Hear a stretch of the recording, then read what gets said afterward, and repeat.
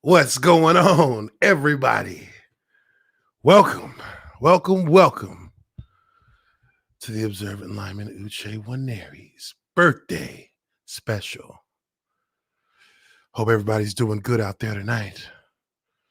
It is March 20th, the last day of Pisces, but the first day of spring.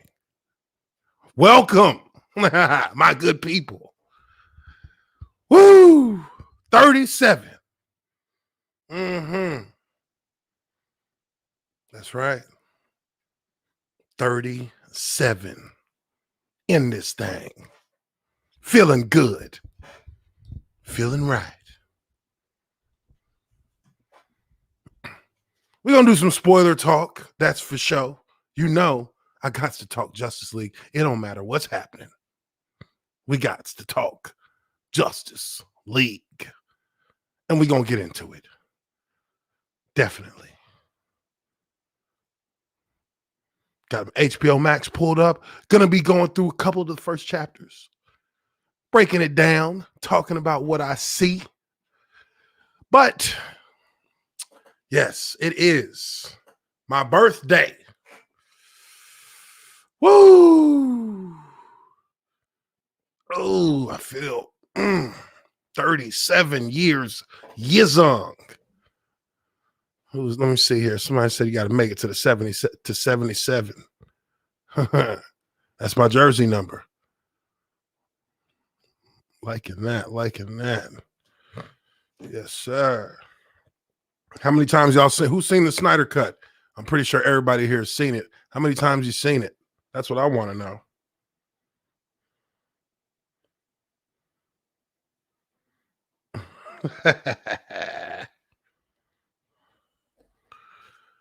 Yes, sir. Who's seen the thing? That's what I want to know. Let's jump into these super chats. Oh, there's my boy Mexican Iron Man, $20. My brother, I'm gonna be late to the party tonight as I'm hosting, but I'll be over as soon as I can. Until then, happy birthday. Let me know when you're done, Mexican Iron Man, and I got a link for you, brother. I got a link for you. Appreciate the super chat. Feels good. Thank you for the birthday wishes. I see the birthday wishes. Yes. Krista Nova. $13.99 Canadian. Happy birthday, March twins. That's right. Hope you enjoyed your day. Love you, Che. Thank you very much, Krista. I appreciate that so much. Thank you, girl.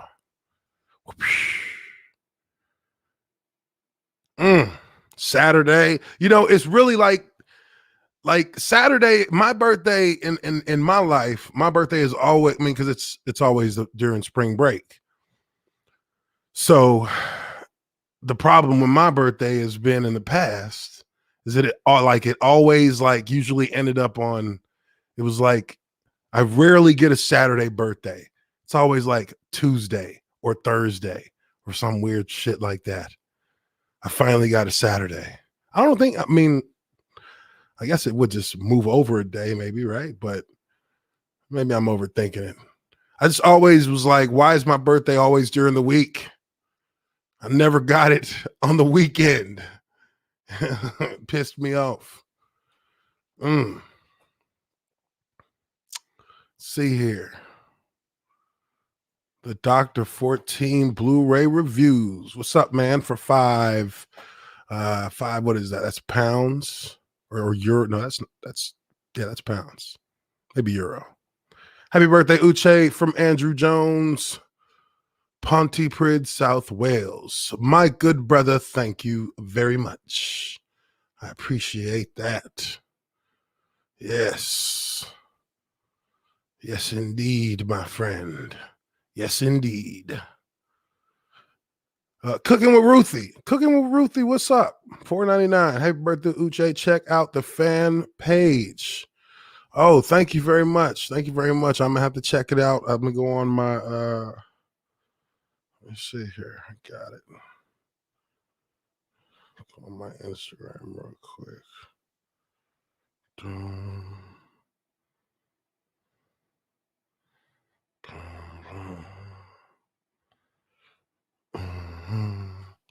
Thank you, Cooking with Ruthie. Showing that G&G love. Of course. Of course. Let's see here.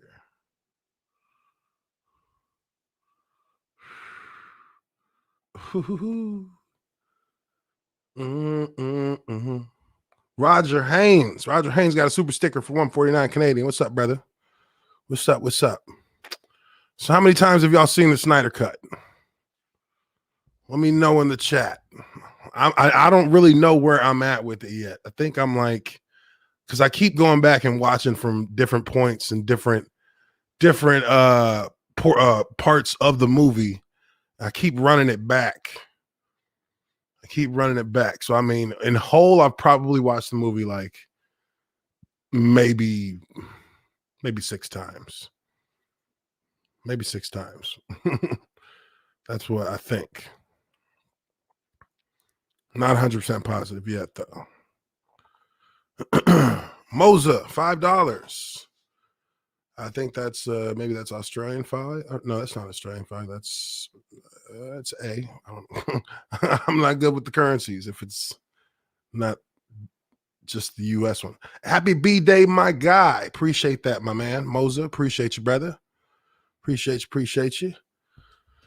Ooh, I'm really hoping that they think about doing this restoring this Snyderverse, because man, there's so many things that they opened up with the actual with the actual like multiverse concept itself, which I just found that rather disappointing that we may not be getting that, but we'll see. I'm sure that HBO Max is seeing a nice, healthy boost in subscribers from the Snyder Cut madness, because it's strong. It's strong right now. It is strong right now. They've been trending. It's been trending like just straight up since it came out, since before it came out. Sure enough. I hope they do, though. I hope they make something happen.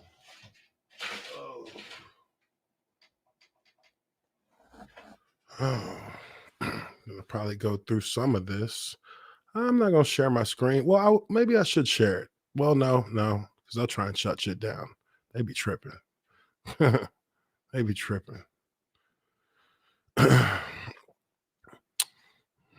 You just seen the first 2 hours. First 2 hours. That's okay. Hey, not everybody's gonna sit and watch it all the way through. I mean, it goes by pretty quick. It's 4 hours that moves along. It moves along. I'll tell you that much. So, I mean, definitely, if you got the time, you can run through it without too much of a problem. But it's fine. Any way you want to watch it is good to go. Good to go. Adrian Whittington, what's going on for British £2? Happy birthday, rocking the shades, looks good. Yeah, man, I gotta it's my birthday, man. It's like, let's get that nice little groovy vibe going. We need that. We gonna need it. Dun, dun, dun, dun, We got the first chapter of this thing. Not so fast. I don't think so, Batman. It's funny. Like when you look at this, the first part of Justice League. Whoops. First part of Justice League. Like one thing they left out with Bruce and Arthur interacting was that Bruce spoke the Icelandic language fluently too. So he understood what they were saying the whole time. All that making fun of him, he could understand it. Like in the Whedon version, it was just like there was no communicating with those people at all. It was just like looks. And maybe he said a line or two to him.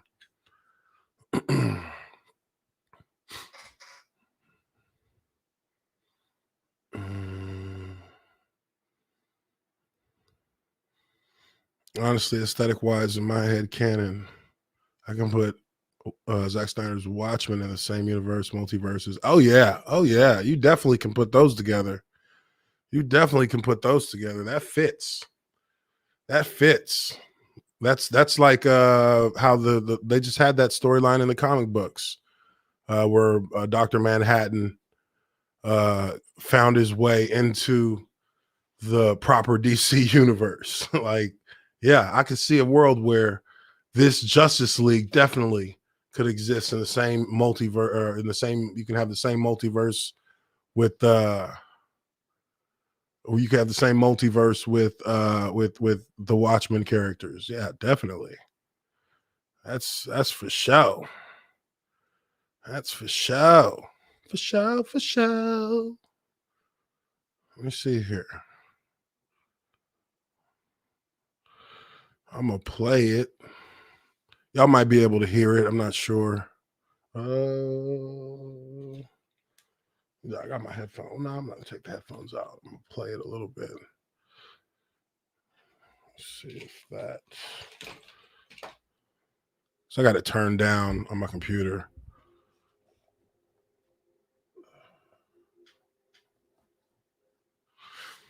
So while I'm watching, I guess it's like just kind of a watch along. We doing a watch along. I just can't show y'all the screen because these cats will pull this shit all the way down. What do y'all think about the theme, though? What do y'all think about the actual theme, the theme music for the Justice League? I like it. I've been humming the hell out of it the last like 24 hours. Junkie XL did a heck of a job. Heck of a job. Costello. Happy birthday, Uche. Boiler up, baby. Man, can you believe that we lost in the tournament? Can you believe this? How did Purdue? We lost to some bums, too. Purdue. Come on, man. So, I mean, I love that. I love that this thing picks up right at the freaking end of BVS. The same way that BVS picked up at the end of Man of Steel. Like, that just kind of connects it real nicely. And, I mean, the first minute and 50 seconds of this, the first minute of this movie is better than like the first hour of the Justice Cut. Like, I mean that opening scene in Joss Whedon's version with Batman and the robber on the rooftop, like that shit was garbage. This shit is like, this is how they're supposed to pick it up, right at the end of BVS, and you actually get a little bit of extended reactions to his death from Wonder Woman and and Batman and Lois.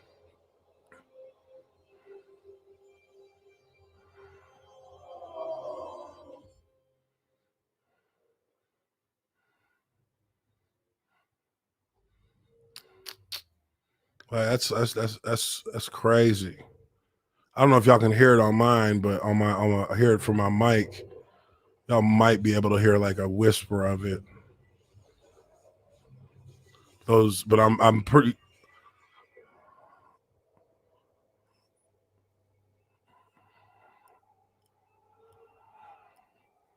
Hearing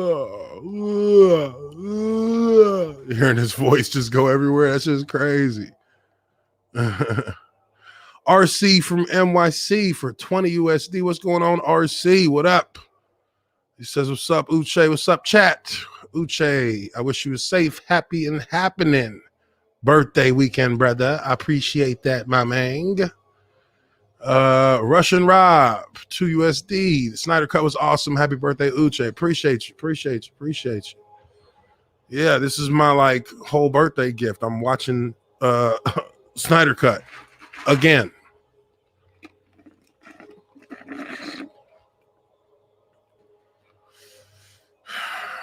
Lex Luthor showed fucking Steppenwolf or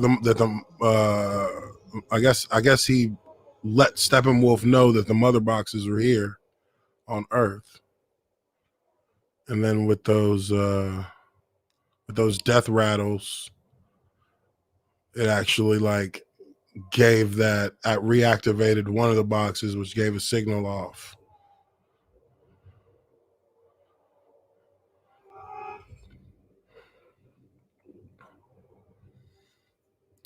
D-Day Cobra, Jeremy, what's up? What's up? Jeremy for $50. Happy birthday, bro. Appreciate it. Appreciate it, man. Appreciate it. Yes, sir. Saturday night. The mood is right.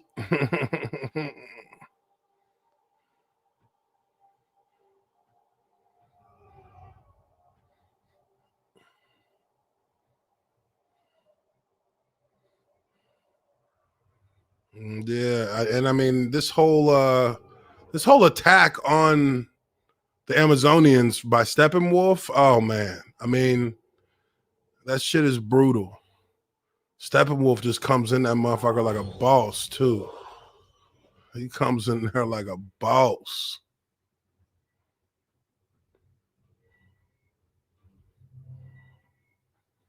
Like a boss.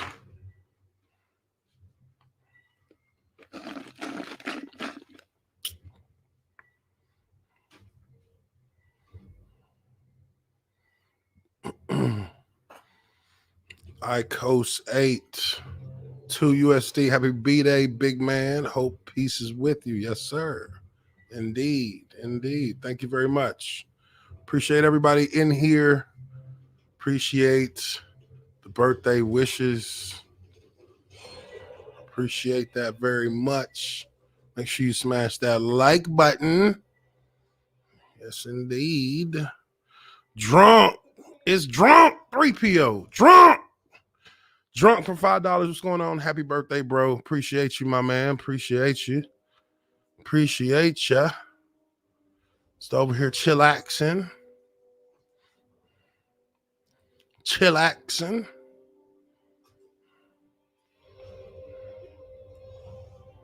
Mm-hmm. Watching this Snyder Cut. You know.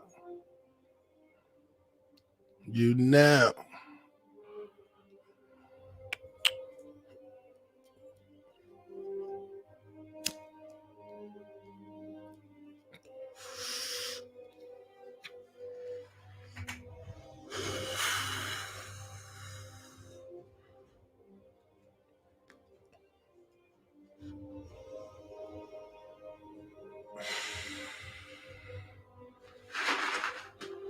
You gonna give me a drink?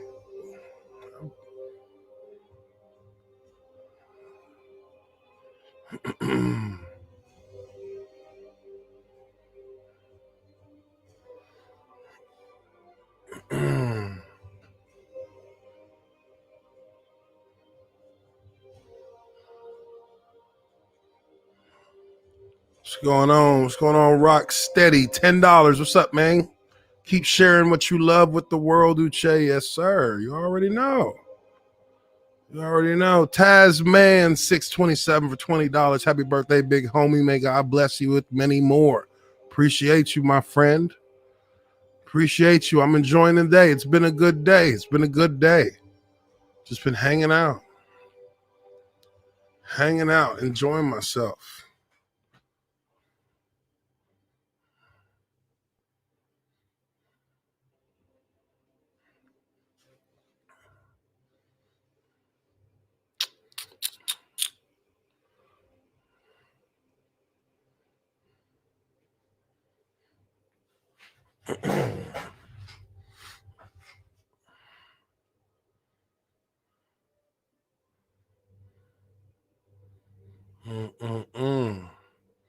Like Bruce actually had to like travel to get to the damn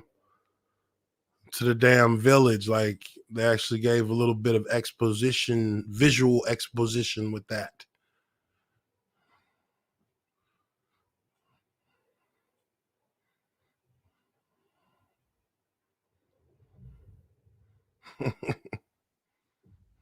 Part 1. Don't count on it, Batman.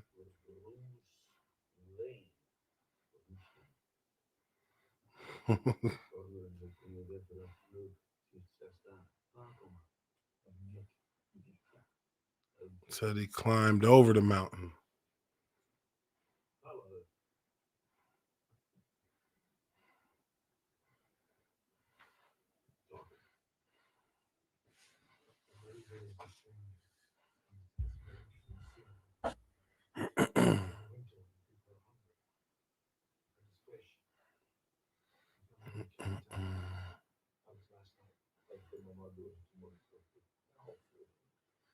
Appreciate that, my man. Appreciate that, homie. Appreciate that. Ooh. Let's see what else is going on. Oh, what's everybody doing tonight? Sticky ice. Oh, sticky icky. Oh, sticky. Oh, goodness. Goodness. Let's see.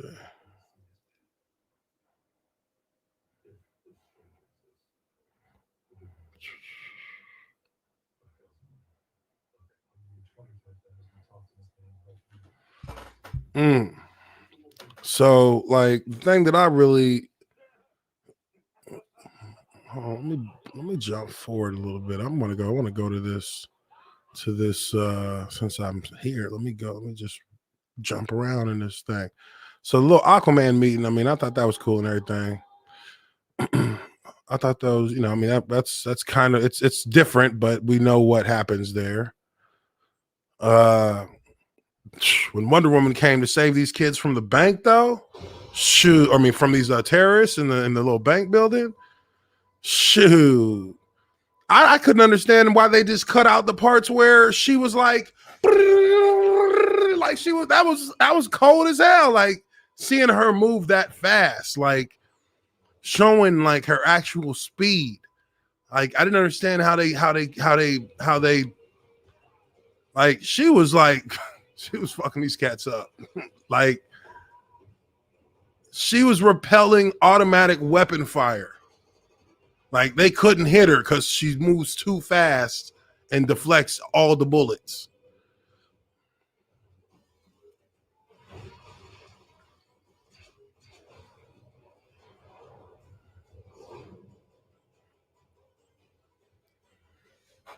She's moving too fast and deflects all the bullets, and they didn't want people to see that. I mean, I mean, that would have got them some more. Oh shoot, my camera. I think I unplugged this joint.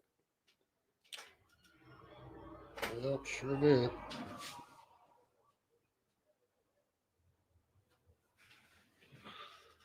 Okay.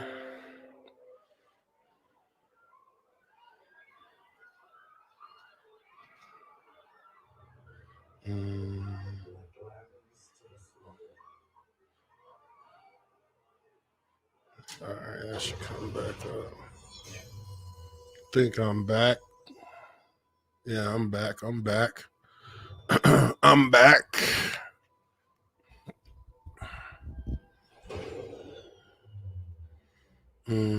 Adventurous Guide to the Galaxy. Happy birthday, my man. Appreciate it, man. Appreciate you.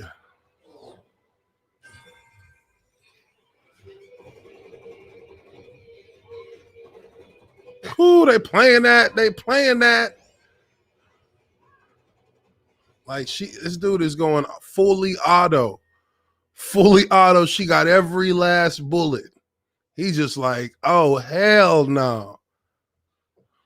I can't believe it. She said, motherfucker, you finna catch this big time L. I'm gonna blow your ass out the window. Boom. There he goes. He's dead. I mean, but that had to happen. This cat was like literally like the only reason they ain't all dead is because she's a superhero. She's super fast. Because real talk, he was gonna do it, so she, I mean, as far as I'm concerned, she might as well give it to him, and that be that.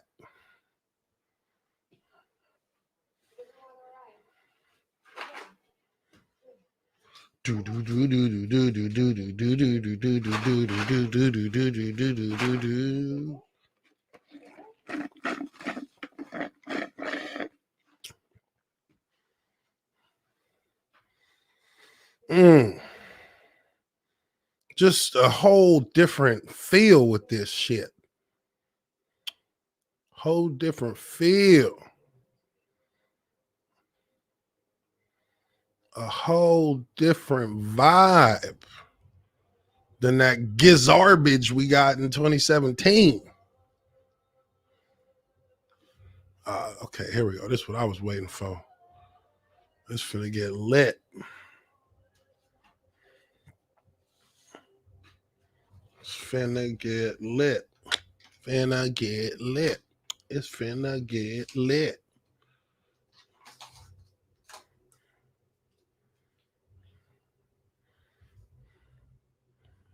Oh, shit.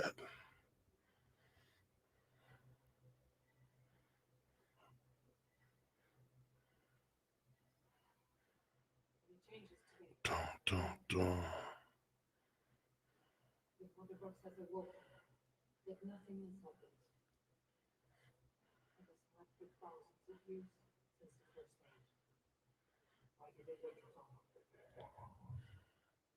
Ha, Zach just shot me a text. Happy birthday. Appreciate that, big dog.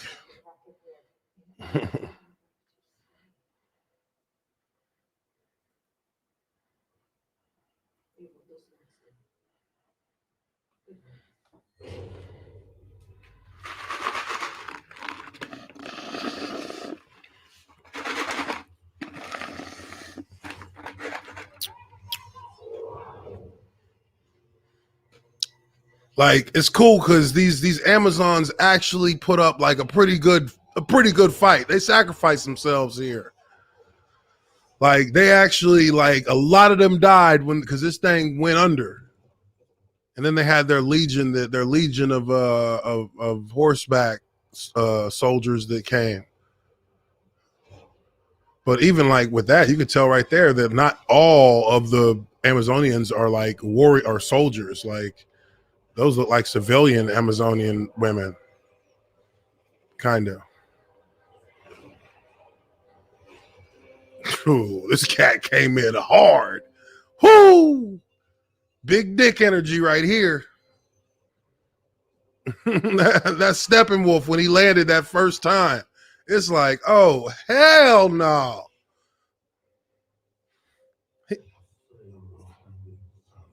Like, they over here literally like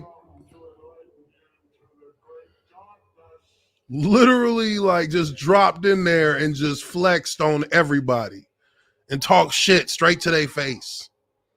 Like, that's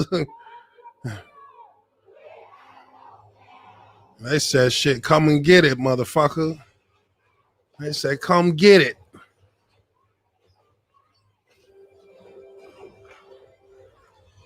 Shit.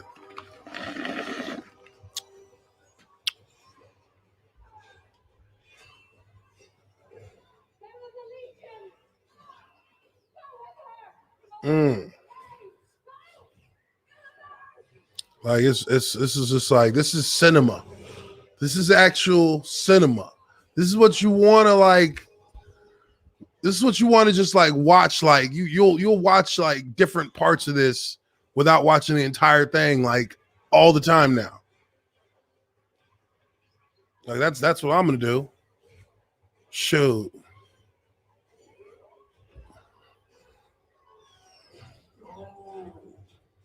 I just feel like Steppenwolf was like he was menacing. Like, he's huge.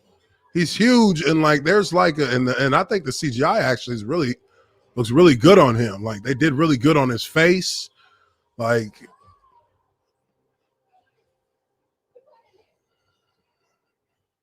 his armor like is like organic, like it's like got this little like kind of organic feel where it protects him. It kind of knows how to protect him, or like it shifts around on his body to keep him protected. Like that's pretty dope.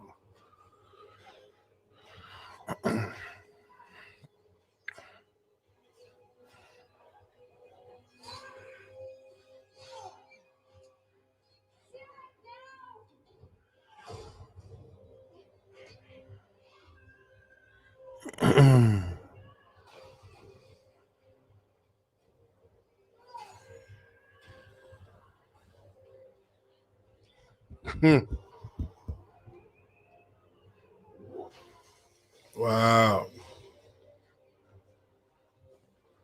Oh yeah, this part was in this was in, I mean, this was his part that he put in there was from the 2017 version.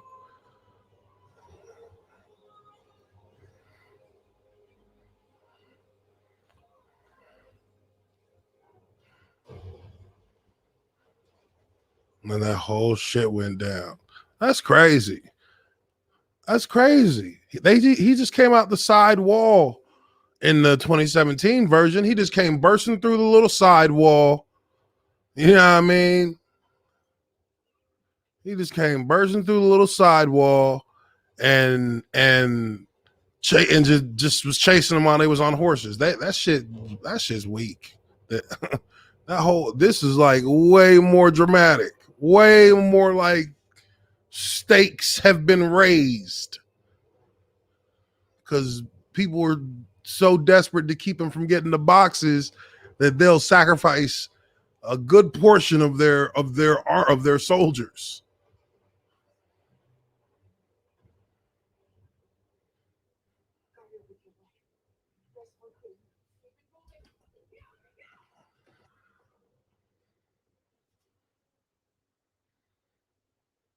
That shit's crazy. and he still motherfucking got through. He ain't even dead. Spoiler alert. Spoiler alert.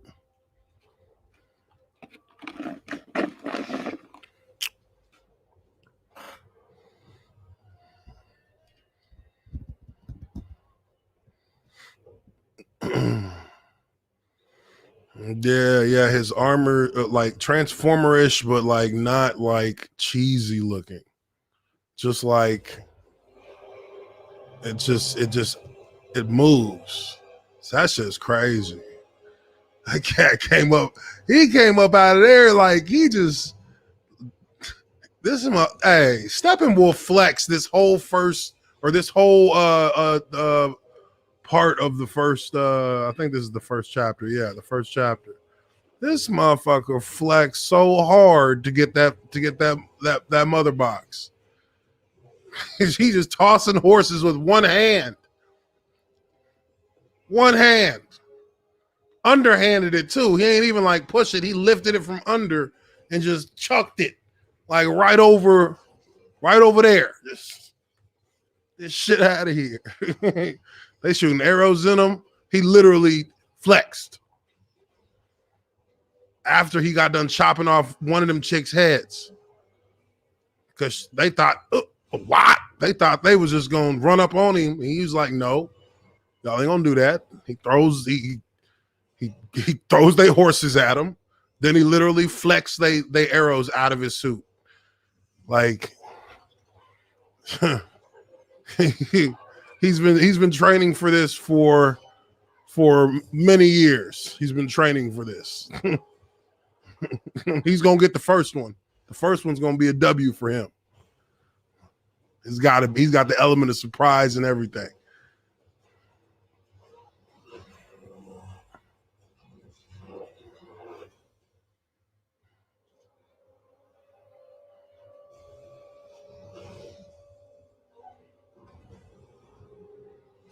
Ooh, she just barely got it off. She just barely got that arrow off to launch that mother box. She took the L. That's another L that they done took. Up. And here he go. And he gonna talk shit to her before he leave. Oh, and her homegirl is stuck under the horse. She about to be dead. But I mean, if it's landed on her legs, how is she like gonna die?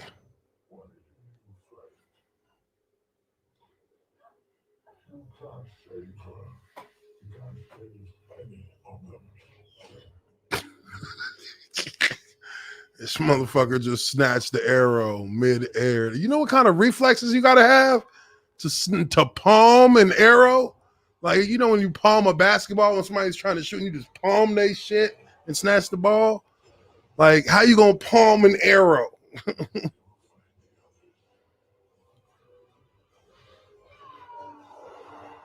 Like they, you know, it's just way more. This was way more just epic feeling than that shit from 2017. Like they go, like it's just like high drama, high drama.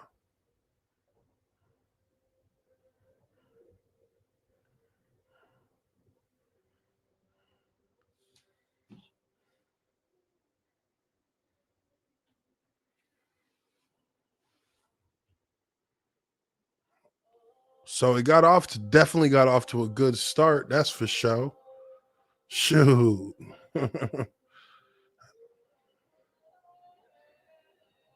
Yeah, because that was a dope entrance by that man Steppenwolf. Dope entrance. What y'all doing in the chat? Let's see.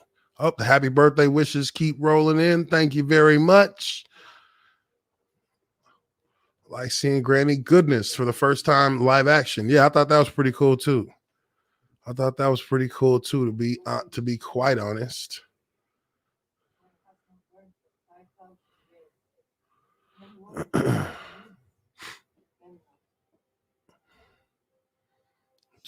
Rob, what up? Appreciate you, brother. Appreciate you. And that's real right there. That's respect. That's respect. Appreciate you.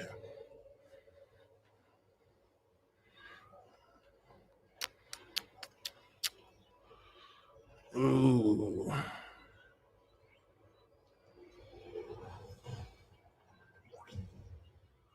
Like this just is it's a different movie. It's just a different movie. Like it feels different.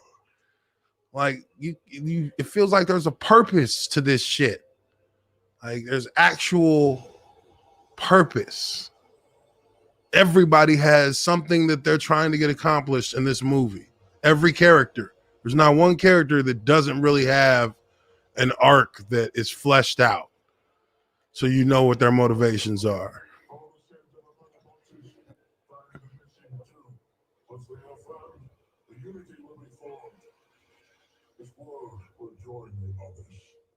I mean, this shit is. Yeah, he's got his arc. He's trying to get his redemption. Steppenwolf. See, that's good movie making. I care now. I actually care. You know what I mean?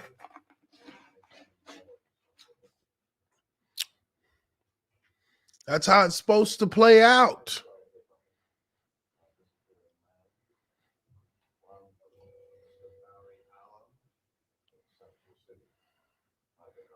Whoa.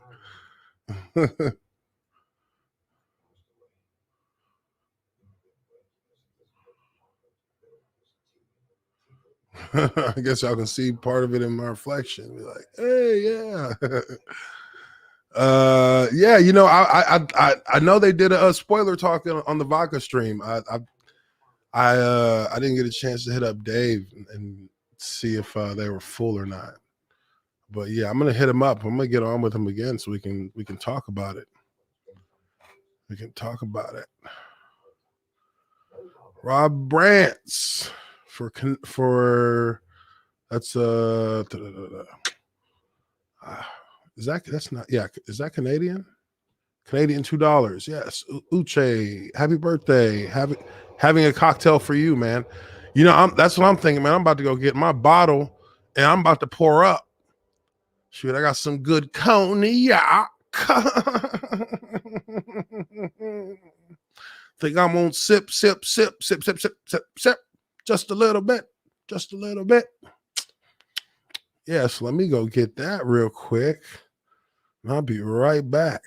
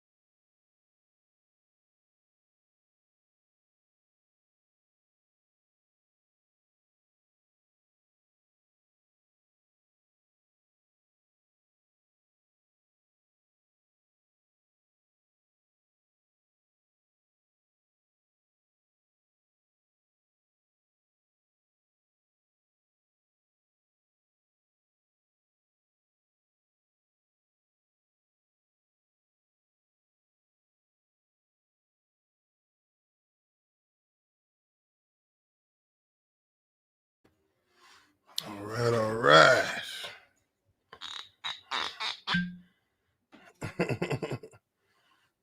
Who's sipping with me?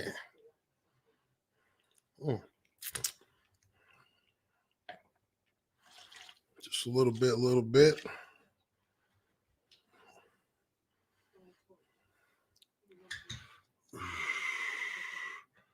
See what we got.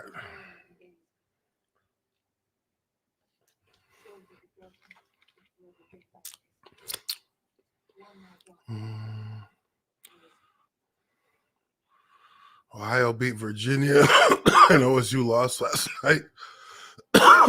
So I'm in a fantastic mood. Yeah, I guess them Bobcats, yeah, I guess they would be feeling good. That's big because now they got a nice opening. Nice opening over there.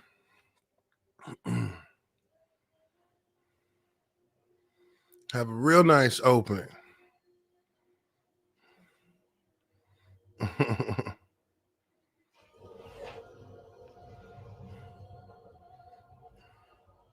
Yes, sir. I see you. That's what we talking about. You got to have a little something to siznip. You got to have a little something for the red cup.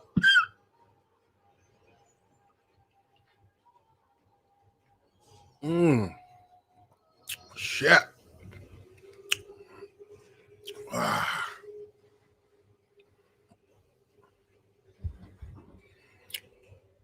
Mm-hmm. Gotta have something to sip on, to drip on.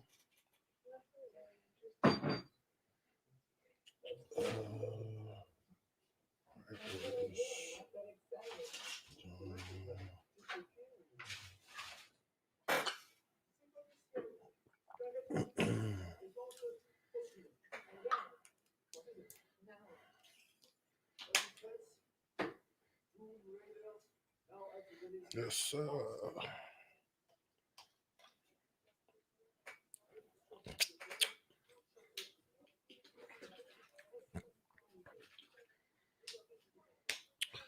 Wonder Woman is a straight beast in this movie. Like, man. I mean, I knew I could see what they were going for with 1984. And I get it. But no. Not better than this one. I know that. Definitely not better than this one.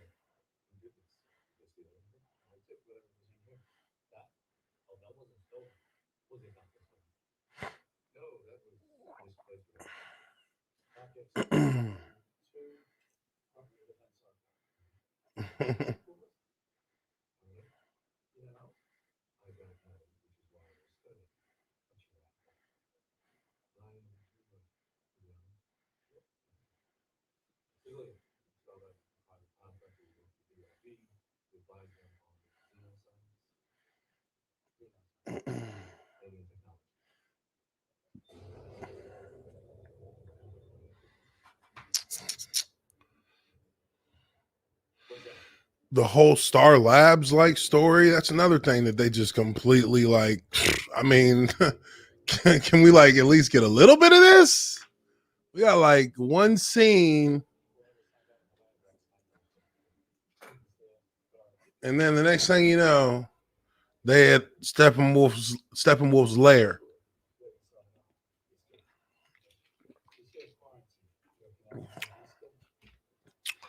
That shit don't make no damn sense. Like they just figured that they just figured everything else out off screen.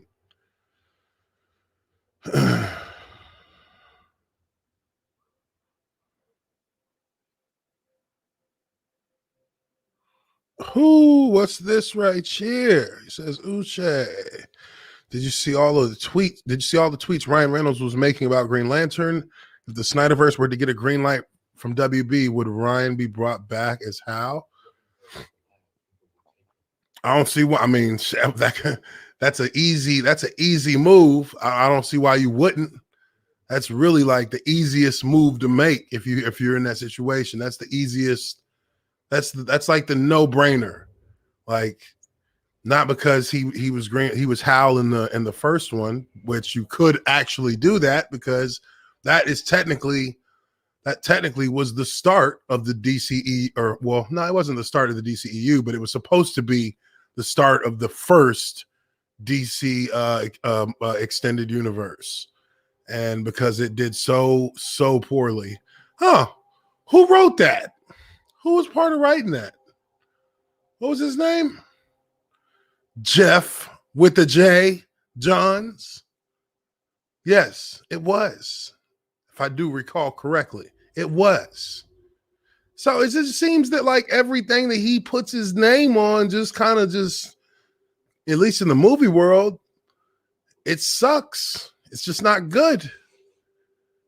But then everything that Zach did, while there are people who may claim it to be divisive, at least it's complex and layered enough to ask, to present different perspectives and different scenarios of and atmospheres for the different characters in the universe. So they actually face dilemmas within themselves that make sense as it pertains to the story. It may not be what everybody deems them to be, but the arcs are ultimately going to take the characters to a position where they will become those iconic characters that we were waiting for them to become. Like they evolve into that, not just start being that way from the very outset. So it seeing this movie was really essential to understand how things transitioned from Man of Steel to BVS to this. Like, and it's a fucking glorious arc. I'm sorry.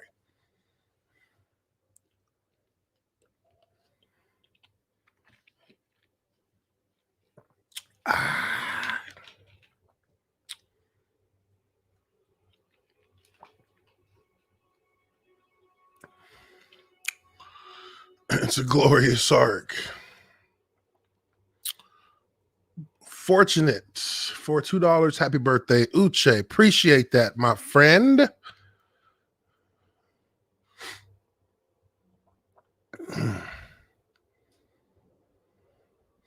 I think this is essential. We have to have that. You got to have Henry Cavill back as Superman. I mean, it's just hard to like you can't let, if they're deciding in any way for this thing, for the Snyderverse to continue, if they're even talking about it, that has to be one of the parts that is completely like without discussion has to happen. You have to have Cavill back as Superman, because there's still some evolving of his story to bring him to give him more, to kind of brings more into view on his character.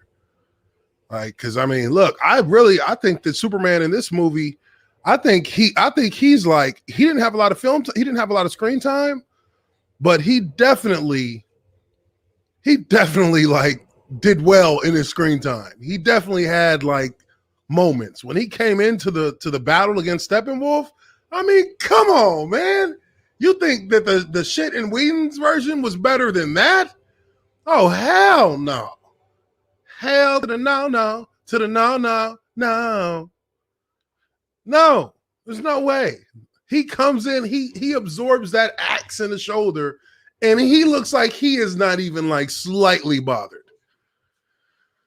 Slightly bothered, not even in the slightest. And he just says, not impressed. Like, that was some cold shit. That was some cold shit. Not impressed. And then just snatched this shit and crushed it, and then kicked him in his shit. I mean, if that happened to somebody in a bar, if you were in a bar and you get into an argument with a cat and you turn around to order a drink from the bar, and this dude's about to come up and put a chair over your back while you turned around, and your homeboy just steps in front of it and just eats the chair, and then snatches the chair and crushes it over or crushes it over the dude's head and kicks him across the room. That shit's gonna go viral. That's gonna go viral. People love that shit. Superman did it. I mean, it was pretty badass, is what I'm saying. But I mean, I stand for truth. Also like a little bit of justice. I mean, I can see where that's fine and people could like that look for Superman. That's fine. But it's pretty like, oh shit, I hope this ain't too loud. Can y'all hear that?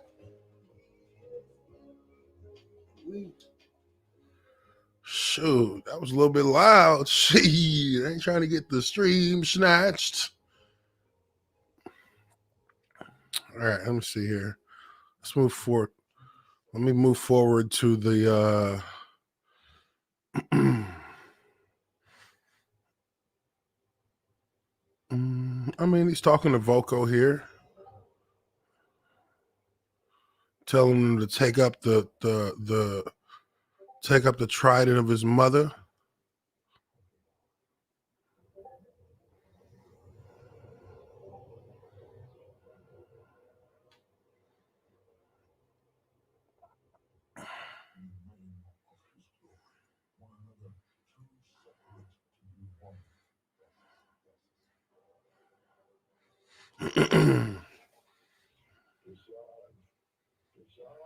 Yeah, this they really went through.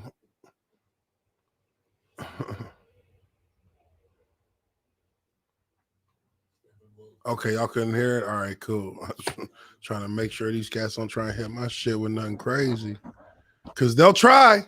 You know it. You know they will.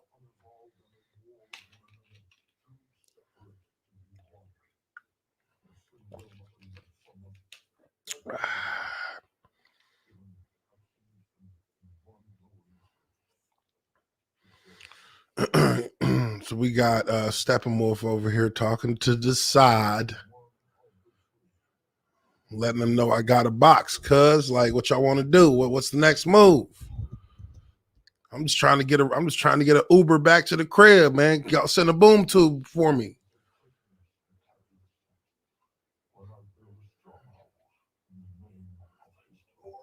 Yeah.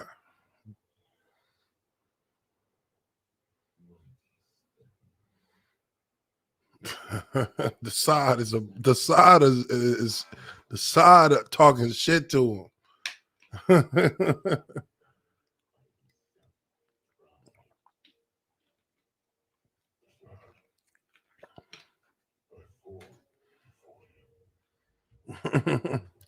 Assad was being a straight dick.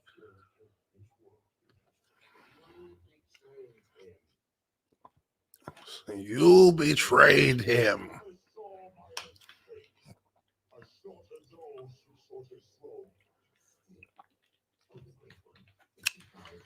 He said you still owe me 50,000 planets, cuz. You can't come back in until we get our 50.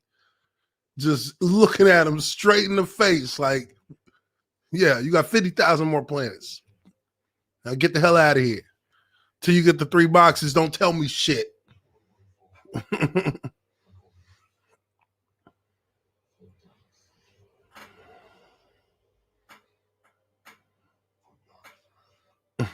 Wow.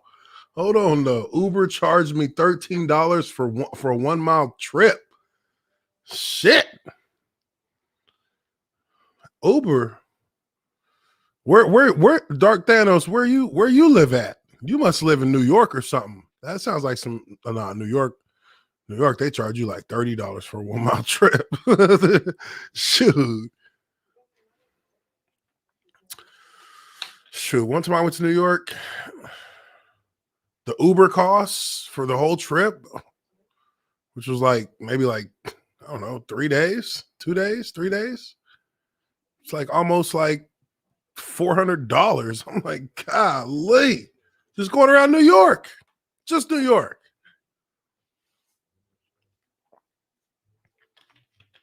Because there's so much traffic, so many cars, and everything's just like gridded. So going around Manhattan, shit, they were hitting me for like $30, $40 every time. I'm like, shit, y'all killing me. Come on. I ain't coming here no more.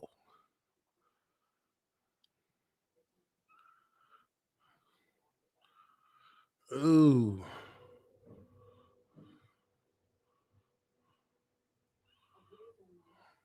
There we go. Adrian, this is what I got here. Doo-doo. It's not showing it. Oh, well, that's probably for the better. Martell. Bourbon, son. Ooh, we got the history lesson. Let's go. This history lesson was so fucking cold. Wonder Woman, I mean, not Wonder Woman, I'm sorry. Well, Wonder Woman told it a different way in the other movie, but in this one, it's just got the length. It's got the length. Darkseid comes jumping out his shit, thinking he's all cold. Hey, man, Darkseid got his ass kicked. He got his ass whooped. I mean, it's like they jumped. It's like they jumped his ass when he came. He came up the street feeling tough as hell with a baseball bat, just smashing shit, smashing car windows out. You know what I mean? And he just literally came with his crew. He looked real. They was nervous for a second when they seen him coming up the block, down the block. They were like, "Oh, holy shit! He's got some gusto about him. He's got some. They got some nice cars. You know what I mean? They got some nice wheels. They got the Skyline GTR. You know what I mean? They look fast. They got the Mustang, all of that. So shoot, you might be a little nervous looking at him, but I tell you what, as soon as he missed with one of them with one swing, as soon as he missed his first swing after he killed that Green Lantern, once he missed his first swing, they start whooping his ass. He got jumped from every which way. Caught that axe to the chest. They had to drag his ass back into the car. Come on, we got to get out of here. They had to drag his ass back into the car. Real talk. Black Tiger, Canadian $2. Happy birthday, Uche. Keep doing your thing. Hey, man, you know that. You know that. You know that. And you know that.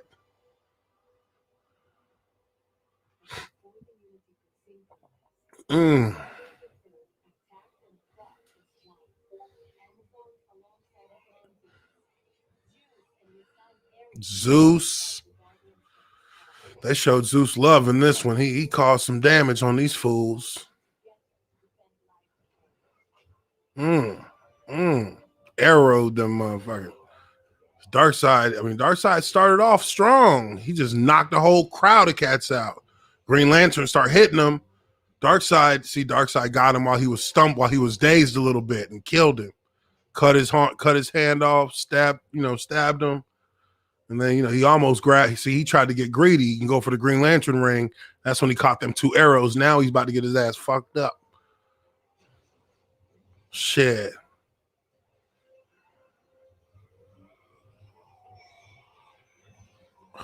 Zeus hit him with that lightning, and Ares came with that axe. Put that axe right in his shoulder. Now they got his ass now. He trying to get his heart. He trying to get his strength. I see you, Darkseid. You tried, bruh. You tried. What? Darkseid tried to get his weight up and get the axe off of him. And then he got kicked in his shit. And that was it. It was too much blood. He was losing too much blood. He passed out. That shit was epic as hell, though. Man. It was supposed to be a different kind of street fight. It was supposed to be a different kind of street fight. It wasn't what Darkseid had expected it to be. He thought it was going to play out a little differently. He really did. That Junkie XL beating that Junkie XL music in the background is just that shit is everything.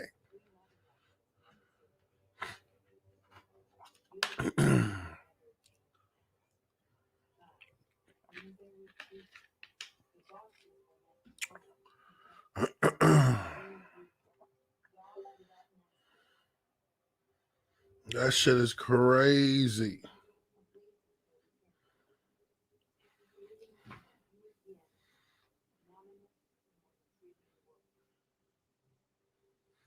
That shit is crazy. I was actually surprised. I guess we kind of knew that that Darkseid was gonna lose that, but I'm surprised that they really kicked his ass. It wasn't even like he was close to getting it done and just missed it at the end. Honestly, he didn't even really get an invasion started. He started his invasion and got instantly repelled. He got instantly bitch slapped back onto his ship, dragged onto his ship, bleeding and with his tail in between his legs, and they sent his ass back home. They sent his ass back home. That's gangster. That's gangster. That's gangster. You feel me? Yes, indeed. Epo for $5. Happy birthday. Appreciate that, Epo. Or Epo. Appreciate it, brother. Man. He was that young dark. He was your young dark side, thinking he knew better, thinking he dusted a couple planets, you know. Uxus, yeah, he's Uxus. He dusted some planets. Felt like he was on his shit. He felt like he was on his shit, and he could take on any planet he wanted with his axe. He probably was like, "Yeah, I think I'm gonna rock with the axe today. Yeah, we're gonna do that. Get a good swing. Yeah. Yeah." And then he let the little ship door open and jumped down. Got his ass embarrassed. That's just crazy. What a good movie. What a good movie. Like, and I'm in real talk, the 4:3 ratio is good. I'm fine with it. It actually looks, I actually prefer it. I prefer it to like the bars on the top and the bottom right now. This looks like, you know, you still get a full, like, it looks like a full frame. Like everything looks good. Looks good the way it was shot. You gotta love that. Jonathan Tacker, $10. Happy birthday. Appreciate that, my friend. Appreciate that.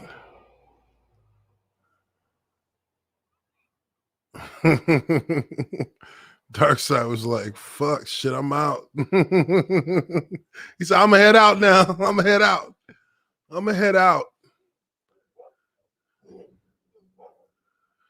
All right. Oh, wait. We got the Flash scene. I want to go like, let's see. We got Flash. This is his little opening introductory scene. I thought it was good. I mean, it wasn't like, you know, it was a nice intro to him. It fits. It maybe not a lot of the banter with the dog grooming lady. I mean, it's for comedic effect, but I mean, that's if there was any kind of thing that would have been cut short if he was releasing this on a regular setup from the studios, that would have been something that maybe got, you know, trimmed. But still, you want to introduce him and introduce his powers, introduce, you know, at least a core element of his character arc for his solo movie. And I think that was a good way to do it. Having him save Iris West. And he's still Flash. You still got to give some of his that's like respecting the origin of the character.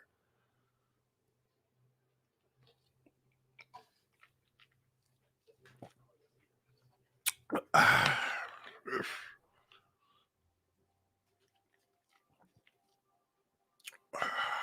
mean, she should have been keeping her damn eyes on the road first and foremost. She would have seen that coming. Him too. I mean, him too. But the hamburger dude was just speeding up no matter what. So people probably was anticipating this cat to stop, but he ain't even looking at the road because he's trying to grab his burger, and he just driving and picking up speed. So you could fuck around and get caught up on that.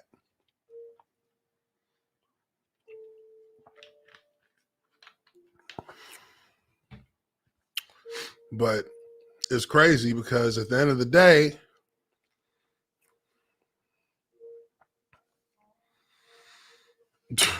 what? Some casual on a Twitch stream tried telling me Endgame had way better CGI and story than Zack Snyder Justice League. Like, come on, how can I take that seriously? Endgame? Hell the fuck no. In my opinion, Endgame was like, I fell asleep through part of Endgame. Like maybe like 15 or 20 minutes, I fell asleep and missed part of the movie because it's just kind of what I was expecting. Like it was what I was expecting. I wasn't really surprised with anything. And on top of that, like they kind of jarbled the time travel element of it. Like they jarbled it up, trying to be too fucking cute about how they're gonna do it to insert that element into the movie so heavily. If you're gonna do that, you have to get it right. You have to get it absolutely right. And it has to make sense, and you can't bend any rules of anything else other than the changing of timelines. The changing of timelines. So it's really, if they, that's where they you can find plot holes in Endgame and how it ended. Like, but all in all, I just didn't feel like Endgame was better than Infinity War. And I think Infinity War is, all in all, in my opinion, that's the best movie in the Marvel MCU, was Infinity War. Because it played out the way it should have. The villain had a better plan and was more organized in how he executed it. The heroes were caught off guard. They were dealing with a lot of controversy amongst themselves, and because of that, they're not able to necessarily unify to repel an alien invasion, and they all lost. And that should have been the end of it. You know what I mean? That's usually, we all know it wasn't going to end that way with Endgame coming in, but that was the better planned movie, because it actually, it made sense. They had to go back and change. They had to like get a do-over to actually end up beating him at the end of the day. But with this, dang, this shit is so cold. The way that the parademons pulled the damn Atlanteans out of the water, like they literally snatched them up out of the water onto the shores. And then he like just chucks this cat up against this brick wall. Like, this just felt so much more like threatening. Everything about this movie felt more like, it just felt more shit, just more like epic, more just epic, and more just more serious, without being too serious, without taking itself too seriously. Because there are moments of levity, and they're good, and they fit into like the flow of the movie. All right, let me jump ahead just a little bit to because I know I want to see Victor, what's his name, Victor Stone's story. I mean, come on, y'all know that's like that's like the heart. That is the heart of the movie. It feels like it, every bit of it. And the funny thing is, Ray Fisher like didn't play football growing up, so Zack Snyder's son taught him, like, coached him up on how to like do the football stuff, like gave him like tips, like took him through like a crash course on like, quarterback play, like how he should play, how he should be doing it. Because his son was the quarterback or backup. He was the quarterback at UCLA. He played quarterback at UCLA, like D1. So I mean, like learning to take a snap, that's not an easy thing to do for a quarterback who plays the game, much less an actor who's never played football. Like, to teach him how to take a snap, like do a play action move like that, like, you got to be an athlete to do that. That's not easy. That is not easy, because there's actual steps that you have to take to like be able to do to handle the motion without having to slow down and take a stutter step or anything. Like, you have to be able to rotate your hips and rotate on the balls of your feet. Like, you got to be athletic, is what I'm saying. And then, I mean, He had the cat jump over him. I mean, he showed. I mean, this was some cold shit. I can't like this. Looked like some football. It did look like some football. Like that jump was a little exaggerated, but it still looked cold. Is that no? It ain't even exaggerated. We see that all the time, though. We do see that all the time. And then he ran a motherfucker over. Oh my god, he ran that mother. Let me go back a second. Hold up. My goodness. I didn't even realize he ran that cat over like that. He ran that. He's straight. They had to have used like wire work on that because he put his shoulder into that cat and he went flying. But I mean, it looked good. I've seen cats get done like that before.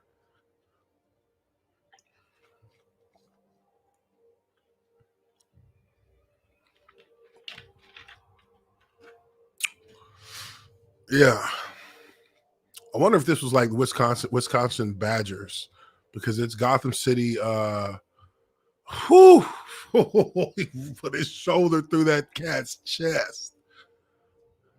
Then he fucking spun off the other cat, muscled through one more, dove for the pylon. That shit was cold. That shit was cold. Hey, that's some athletic shit there that he did. That looked like some real quarterback shit. I can't even front. He could have played ball. You never know. Maybe. I don't know. I don't know how tall he is. How tall is Ray Fisher? Who knows?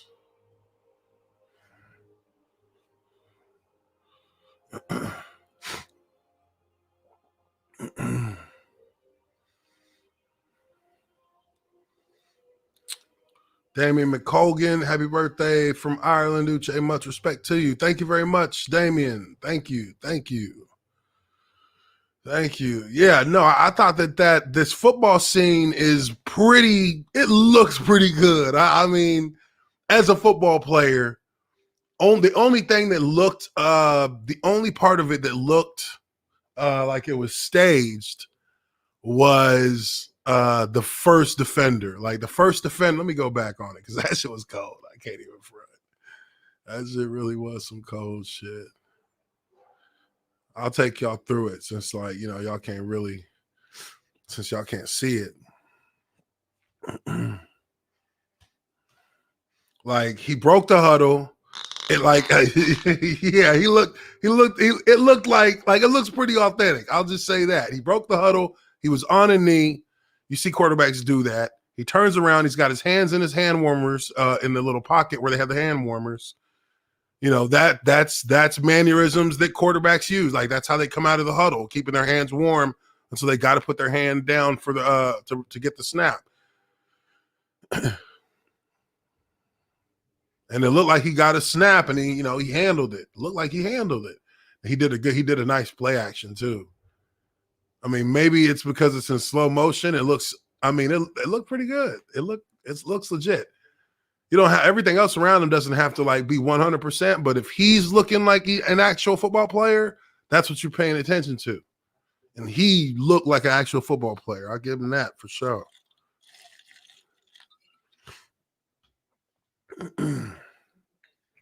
I give him that.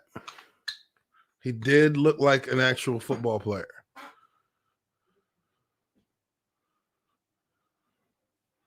Now, the first dude that tries to tackle him, that one looked a little bit staged because dude jumped late. He jumped late. He had to jump earlier to catch up to Vic ducking. But he stumbles and keeps his balance, which looks legit. Then he jumps. I mean, that jump was a nice little jump. It was a nice little jump. And I mean, that you see that in the NFL. Now, when he trucked this cat, that cat looked like he's dead after he trucked him. He didn't even move. He deboed through these cats. Yeah, we see this in the NFL. You see it in college football too. Quarterbacks make those kind of runs. Like that was pretty accurate. Pretty authentic looking. I mean, it looked like the defenders were giving an effort to tackle him. Didn't just look like we just fall or we just like barely brush him. And even though we have a clear angle to bring him down without much trouble, we somehow don't even touch him. Like, no, it looked like they were making an effort to tackle him and he was powering through like tackles. He was powering through tackles. But I love like Cyborg's origin story in this, like how they presented where all his like pain comes from. That's real shit. Like that's real shit.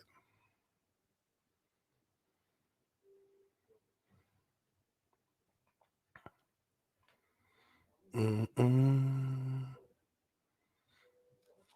Ray Fisher is 6'2". 6'2.5". Okay, yeah, he that's a quarterback. He's right there. He's a quarterback size. That's a quarterback size. Khaled, what's up?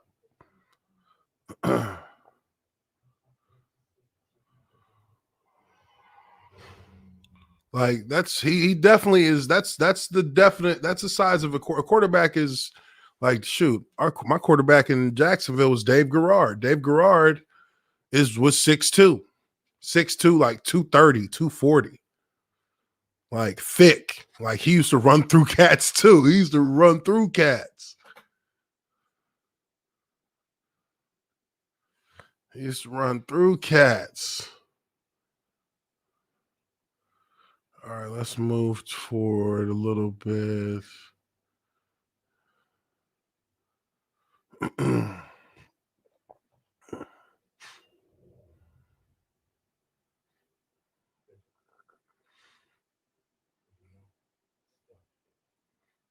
Like they got a pretty dang good like dynamic between him and Silas. Like that dude's a good actor too. I love how he like explains to this cat like, "Yo, you are a fucking like you are a digital god. Do you understand this, son? You are literally capable of doing whatever you want, like whatever, whenever you want to do that. Like, I get it. You know, maybe you should be dead. Maybe, you know, you could have avoided the accident, but once you get past that point and understand that you're a literal god in our age where everything is done electronically, digitally, like you literally can rule this world if you want to, but you have the choice of figuring out what it is how you want to move forward from here. Like, but you have the power to change the world. You have to just come to grips with the power. Come to grips with the change from what you knew and what you thought was supposed to be the path forward. That's changed now. Now you have a new one. And then, hey, you can wear those sweats forever. You don't got to eat no more. You don't got to worry. You know what I'm saying? You're good. You're running on a power source that ain't, I mean, you probably might not even age no more.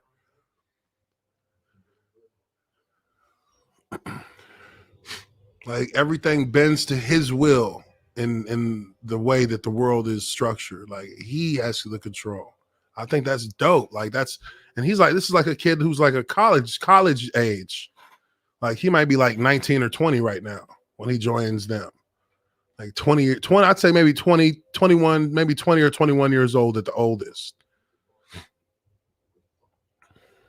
So I can understand that'd be heavy. That'd be really hard to like compute in your head. Like, how the fuck I'm a fucking, what am I? Like, can he feel his fingertips as Cyborg? Can he feel anything in his body? Like, can you feel anything? Or is it all just him watching? He's like, knows what he's trying to do with his in his head, but he can't feel the sensation of doing it.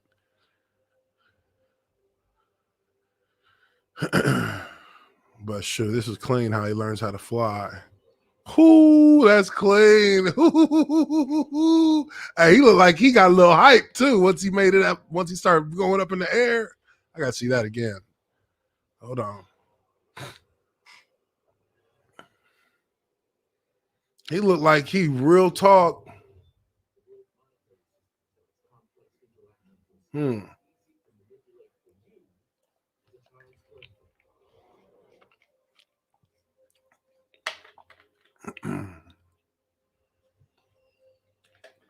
He can manipulate the monetary system as if it's a child's plaything. Like, that means that it's literally nothing to him. He took off fast. He got, yep. Cyborg's first flight is dope. He took off, and he got happy at the end of that. He started smiling. He started feeling that. He said, okay. Okay, I see what I can do. That's clean.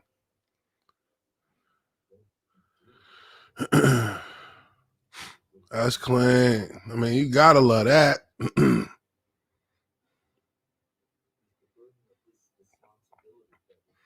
Formerly Rod Line, what's going on, brother? $2.99. He says, "Happy birthday! Your art is almost done." Oh man, I can't wait. I can't wait. I can't wait, dude. I'm really excited to see it. Let's see here. His "I'm not broken" line was reminiscent of the battle Cyborg had against Grid. Oh, that's from the comic book storyline. I know Grid is his enemy in the comic books. That's like his main nemesis in Detroit. That's like his main nemesis. So shoot, yeah.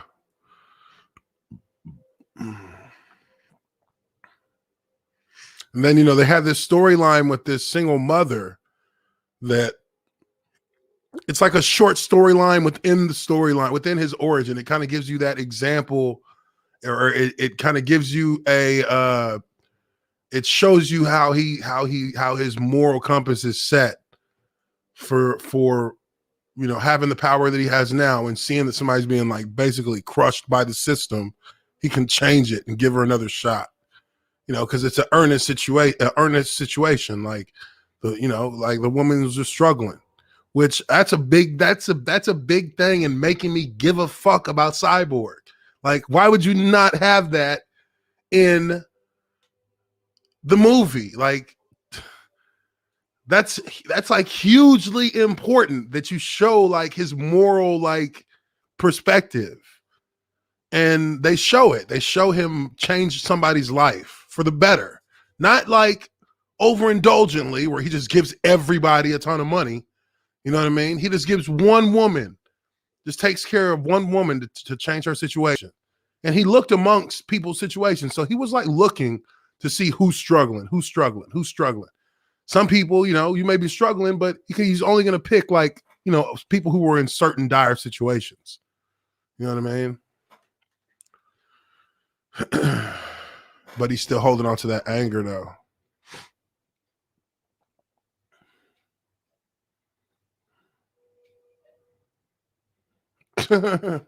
Shoot, they seen that parademon on the fire on that person fire escape, man. I wouldn't have been yelling at it.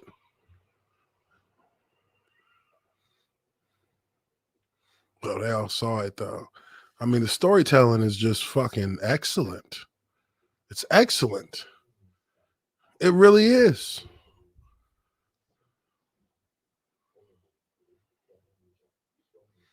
And then now you're back to Flash. He's talking with his dad. We've seen that one. I really think with his dad situation, you've seen that.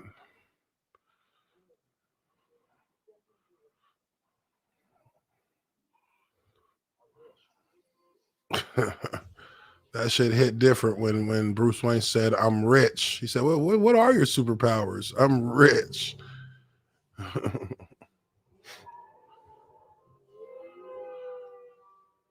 That shit hit different. Shoot, I feel like low key they're maybe Zach trying to hint that him and that Bruce and Diana might have a little something brewing, little something brewing. I mean they've had relationships in the comics before, Bruce Wayne and Wonder Woman. So why not? Why not?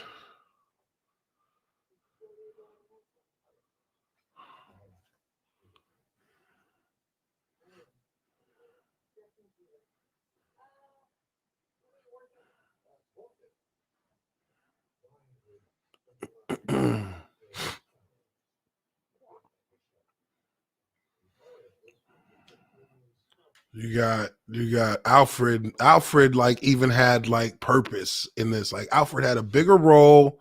He was he was actually helping Bruce like make better armor for the suit, improvement, which he did that in BVS too. But in the Whedon one, in the Whedon version, it was like I don't even remember that much about what things he did. But this was like a scene he didn't do anything.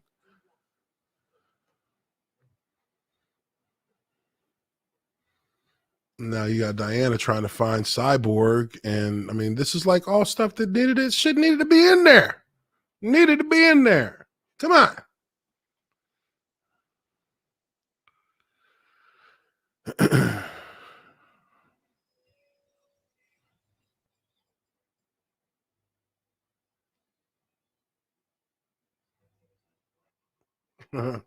It's crazy how Batman has to use the parademons' weapons to kill the parademons. Shows that Batman is just normal.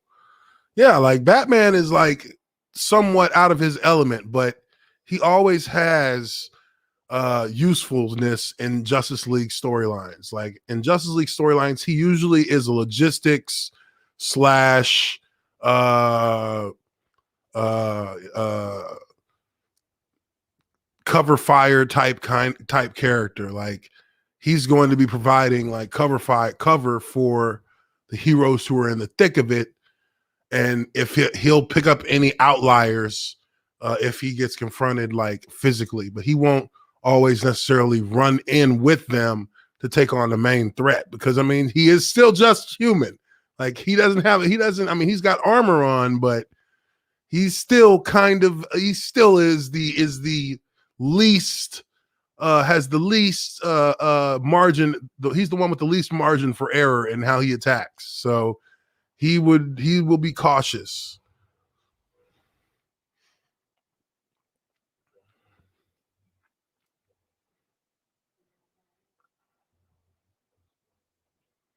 Yo, this cat Ray Fisher, I mean, he did a hell of a job. He did a hell of a job. Hey, when he said "fuck the world," when Diana came over to meet him, and he comes swooping down out of the air, man.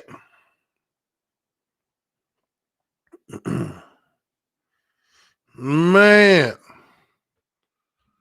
She said the world needs you. He said, fuck the world. That shit sound like some Tupac shit.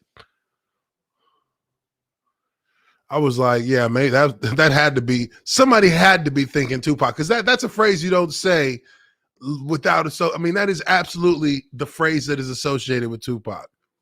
Fuck the world. Like that is a Tupac phrase. So I know they had to have been thinking about that. Yeah, that's dope. I like that. I like that.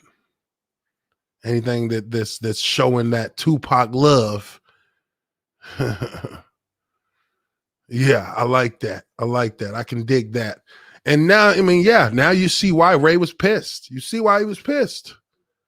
Like they really, I mean, they fucked over Zach, sure enough, but they fucked over Ray Fisher absolutely as well.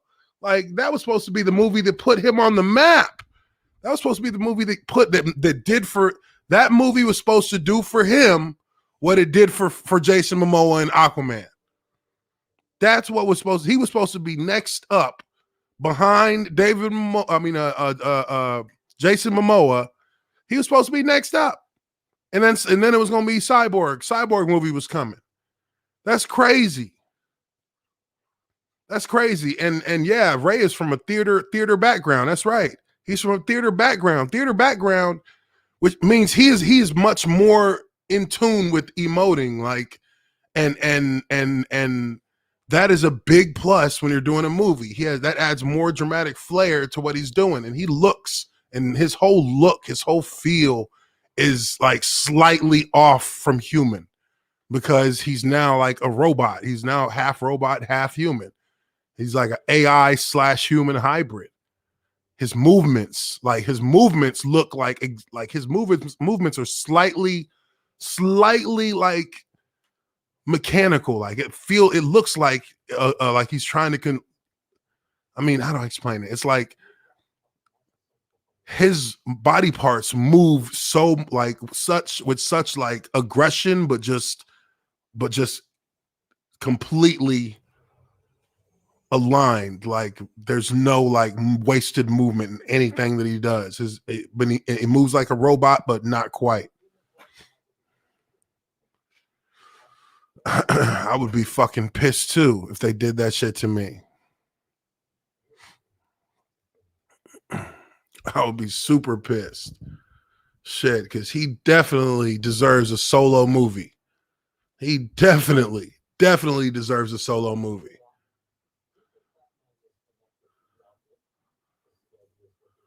He definitely deserves his own solo movie.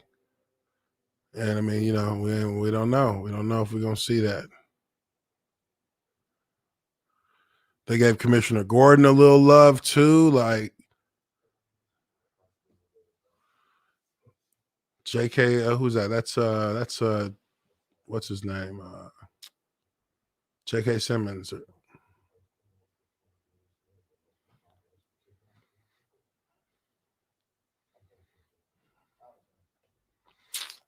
Yeah, I felt like Cyborg was up there. I felt like he was the best character. You know, I think one character who was surprisingly enough, which I kind of expected. I kind of felt like that would happen as well with this character, is that people would really have like changed their view on him as a character. Is Ezra Miller as Flash? I think his character was him as Flash was far more like he was good as Flash. Like they balanced between him being comic relief and him being a serious member of the Justice League. Like he was, when things were serious and there was like a heaviness in conversation, he didn't always like he didn't like become the comedic relief at such a level that it like broke the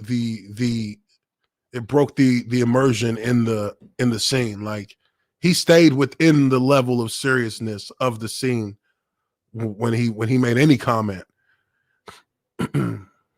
Even when he was joking, he didn't go too far like he did in that 2017. Like he's just too much. Like the whole brunch shit. Like what, dude? Shut up.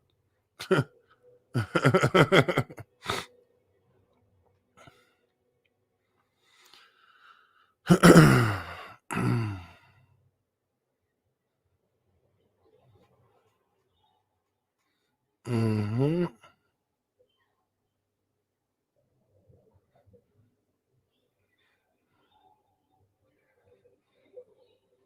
Mm-hmm.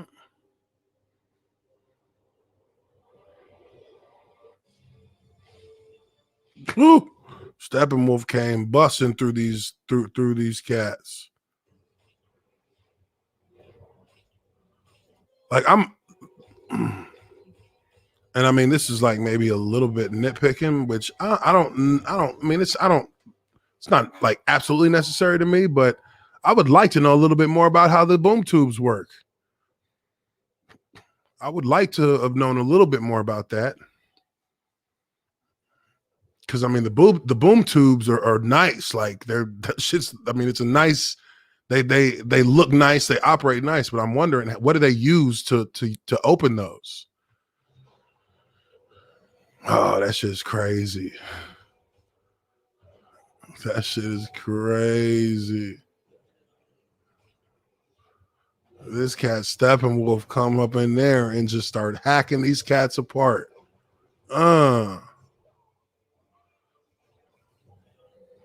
These motherfuckers don't. Oh, we cut that cat in half like a mother. Oh my goodness. Oh my goodness. Ah, shit. Shit.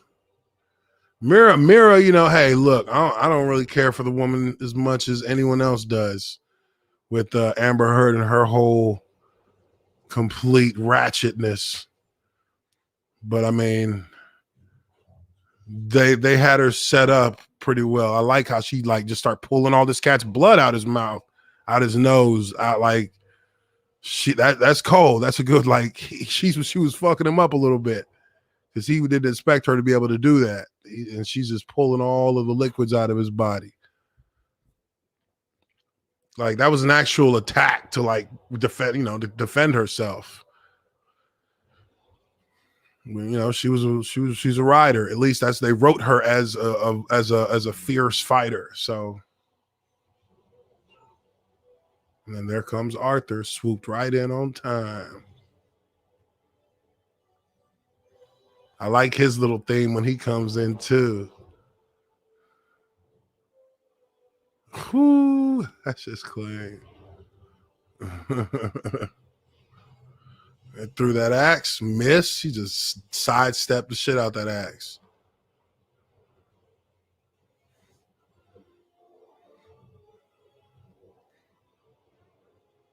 I mean, just like the whole, because Steppenwolf looks so much more menacing, it makes sense that everything would be a little bit more brutal in how they fight each other.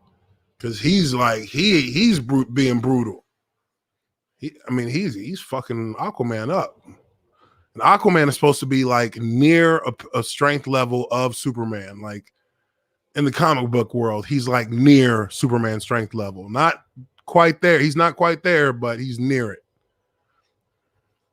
Wonder Woman too. Wonder Woman's like near Superman strength level.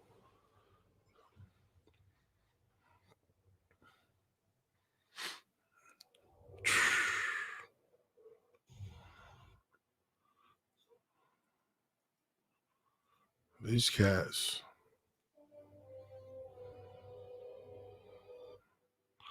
And now it makes more sense, like even how Cyborg got to the rooftop where the bat signal was at.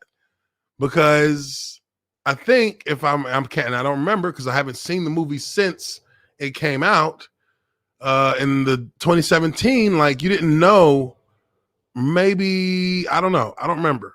I think maybe he was wearing like the sweatsuit.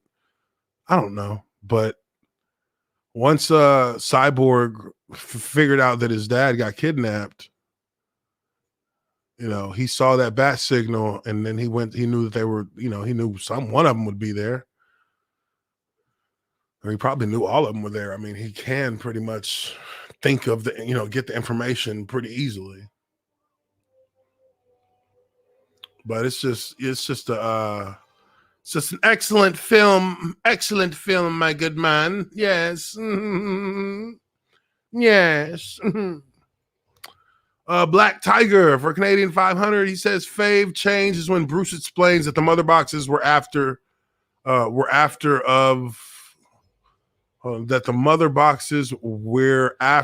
Superman. I think that was the greatest respect Superman got in these movies. Are you saying that the mother boxes were activated by Superman? Or Bruce explains that the mother boxes were after of Superman. You gotta give me a little bit more clarification on what you're saying right there, Black Tiger. I appreciate the super chat though, brother. I do. Radicalized Ryan, $20. Happy birthday, Uche. What you do, what we do. The Phantom Menace and GNG is more important than one man, one movie. Hey man, I feel you. I appreciate that. I feel you. I feel you. We did something great for people who will probably never meet.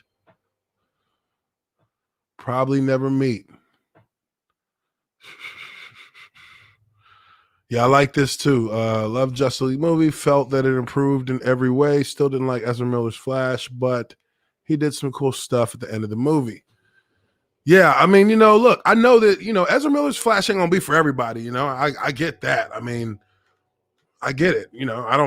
I didn't expect that it would change many people's opinions at all. But I think that it was good. That I think that had he been presented in this kind of light as this kind of character the first time, rather than that, I mean, that first impression of Barry Allen in the theatrical version is pretty bad. Like that's a pretty bad first impression. You can tell that it's obviously been, you know, reshoots that were put in there to add all the comic relief, or things that weren't necessary to the character's development, and you know, it just like he was like literally just slapstick and useless. Like he was even a coward, which like he that scene where they're going to go try and catch or free the scientists from Star Labs, and Silas Stone, like he cowers. He's like, I've never really I like this and this and this and this, and I've never done this and I've never done that. Like that shit was like, what is this? What is this? Flash? We already know that he's a crime fighter from Suicide Squad. We already know this. So what is this? Why is now he's a coward? Why is it that now he's a coward? That didn't make any sense to me. That irritated me to no end, because there was already established canon as to what and how he is as a hero in Central City. So it's like you guys just really kind of ruined it by making him a coward. Meant afraid Superman around and they kept quiet. Yeah, like no protect. Like there has like we know that Darkseid's conquest of planets has put them around other super beings. There's always like super being protectors in other worlds, in the multiverse, and Earth's greatest one, because there's people who protect that. Well, I guess it's because Superman's death and that death scream that he did had such a powerful frequency to it. I think that's what actually activated one of the boxes. It didn't activate all three. It only activated one. And that's the one that that Steppenwolf came and got from the Amazonians. So, there is science to it, because remember in the history lesson, Wonder Woman said that the science for the mother boxes is so advanced. The science for the mother boxes is so advanced that it almost looks like it's magic, like it's mystical, but it's not. It's actually science. You have to have a certain level of charge to activate, to actually affect the boxes. So Superman's death scream was so charged that it went around the world and it actually activated one of the boxes. Now their perception on that is that it's because the last protector is dead, but no, Wonder Woman is 5,000 years old and she's super powered and she has super speed, and the Flash is there and Aquaman is there and Martian Manhunter's there. You got superpowers.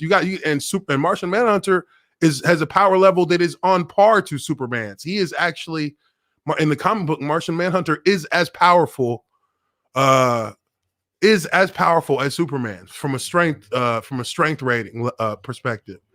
So, that's how it is. And I saw a question earlier. Somebody was asking, when did I get into comics? I've been a DC Comics fan. Back home where my parents are at in Texas, we have boxes of comics in mint condition in their plastics. We have boxes of them stacked in our attic and stuff like that, in our closet, where we store them. Me and my brother read comics from I would remember as early as I can remember, second grade in elementary school. I was reading comics, or starting to read comics. I remember Death of Superman. Me and my brother walked to the comic book store. We walked together to the comic book store to go get Death of Superman when it came out, because we had all the comics leading up to Death of Superman, where Doomsday beat the shit out of all the Justice League. When it was Booster Gold, Blood Rain, Guy Gardner, when that Justice League was running the Justice League, and then you had Superman come in to assist when they were defeated, because you always had different levels of characters that came in for different scenarios.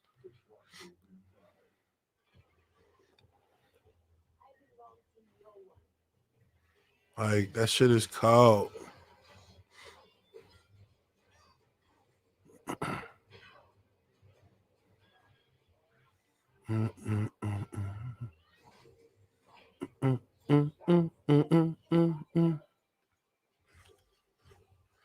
And Flash, I mean, just seeing like Flash had that little show of his. Ooh, let me go back on that one. That shit was clean.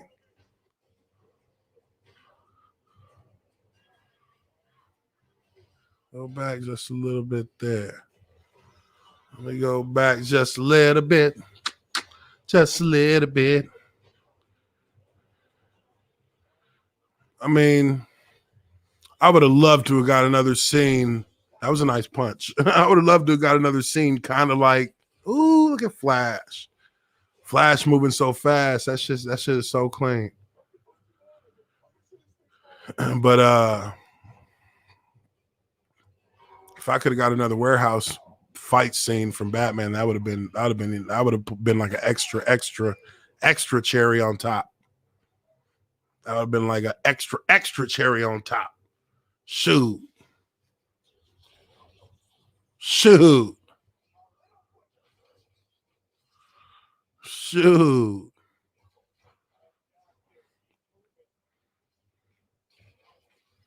Yeah, I think some people may have missed this. Like Lex actually, like, I think Lex had something to do with actually letting I think he was the one who connected with Steppenwolf from maybe a different planet. Steppenwolf was on a different planet, and he actually told Steppenwolf how to get to Earth, and that Earth has the mother boxes. That's what happened in BVS that actually connected that's what actually connected another connection that sews them together with BVS and Justice League. Like, the story was one story that just got, that just was split up.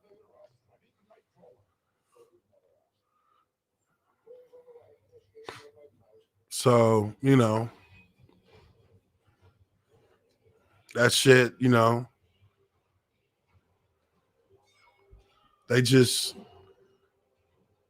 like they had so many like different, like Diana really, like, she's trying to, once she found out that Steppenwolf killed a ton of Amazonian warriors, now there's more to her story arc. She has a little bit of a revenge arc. That's why she really was just out there giving motherfuckers the business.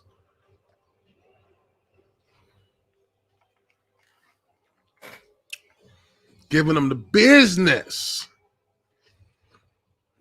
Oh shit, was that the side of the building?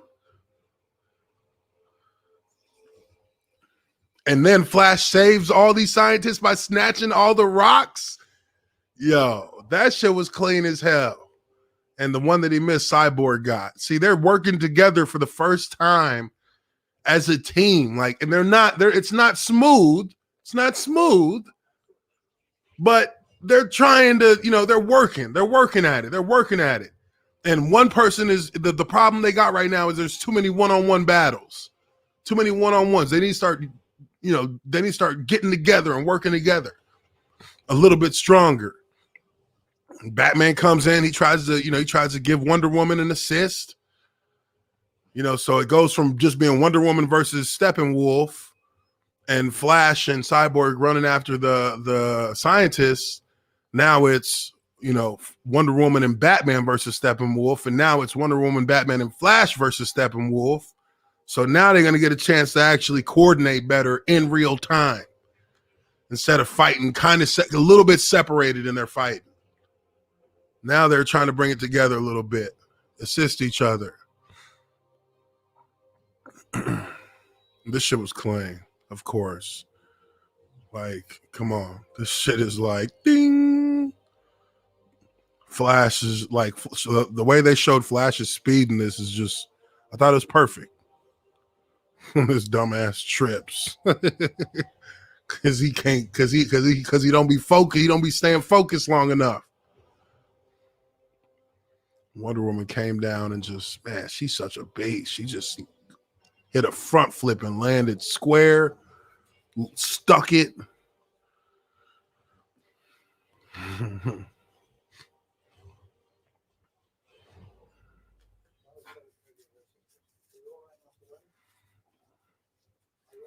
Alfred is still useful, man.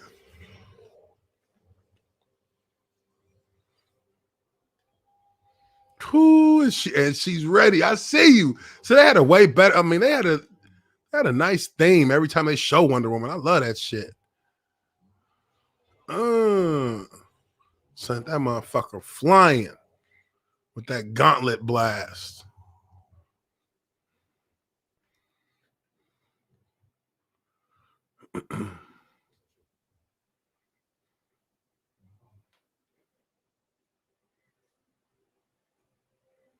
See, like this is the shit that mattered.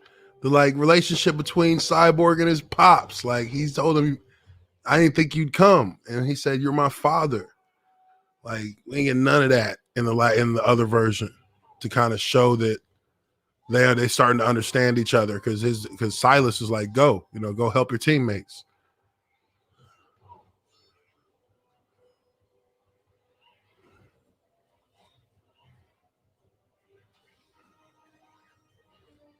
See, Batman just had the little logistical assist right there because he wasn't finna take. I mean, he already got tossed around by one of them motherfuckers.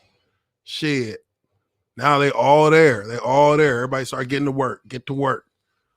Let's get this Nightcrawler rolled over. There we go. That shit is fucked up, and he still got it to work.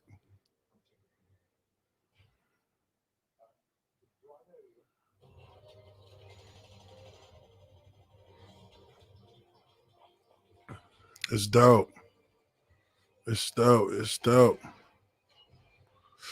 It's dope. Adrenaline Rush. Appreciate it, man. Appreciate you coming through. Appreciate you coming through. Mm-hmm. Okay. Midnight's Edge. Midnight's Edge after dark. What up, brada? $25 here. Appreciate it. Says happy birthday. It's my dog birthday. It's my dog birthday. It's my dog birthday. It's my dog birthday. It's my dog birthday. It's my dog birthday. Appreciate it. Appreciate it. Appreciate it. I'm doing a little just doing a little breakdown of, this Justice League movie. Just commentary, really commentary. My review, I'm gonna do like a review, like a full-blown review for my other channel for the Ath Geek. I'm gonna do a full review and put it on there. That's coming by by tomorrow, likely Monday. Yeah, tomorrow or Monday, just depends how quick I can get it done.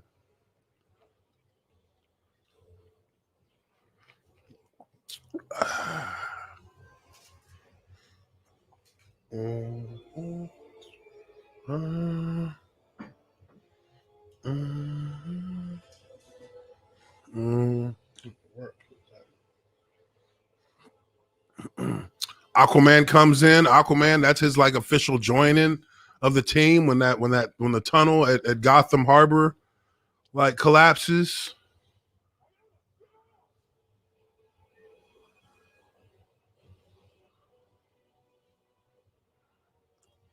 I mean, shoot, he's not gonna get washed away. I mean, he's Aquaman. Like he's just gonna swim.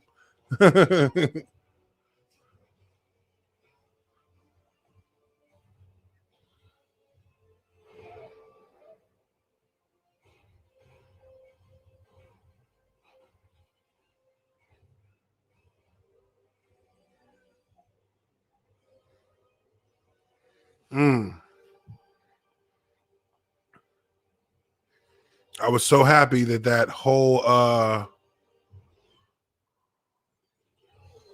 was so happy that whole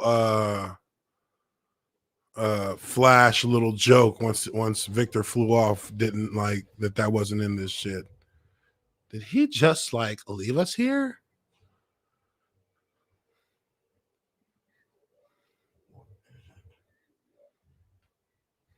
So the two boxes here, they find the two boxes actually once the two boxes, I guess, communicate, they understand that the anti-life equation is there because they saw the anti-life equation when Darkseid first invaded Earth 5,000 years ago, and they never left Earth, so they know that it's been here. They've been knowing it's here, and they show him that this is what they replay for him. Pretty much what happened when he first, where they were when the first invasion happened, and that's why he does like the same motions, almost like he's like in the simulation of it.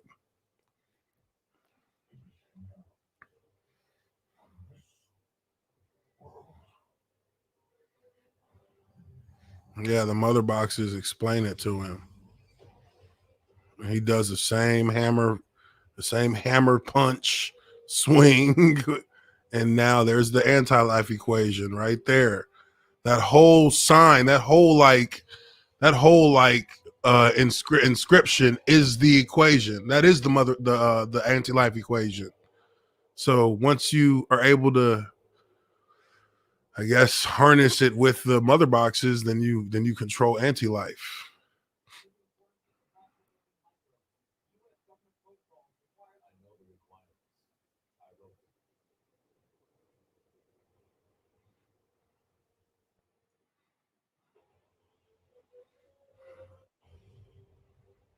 Oops.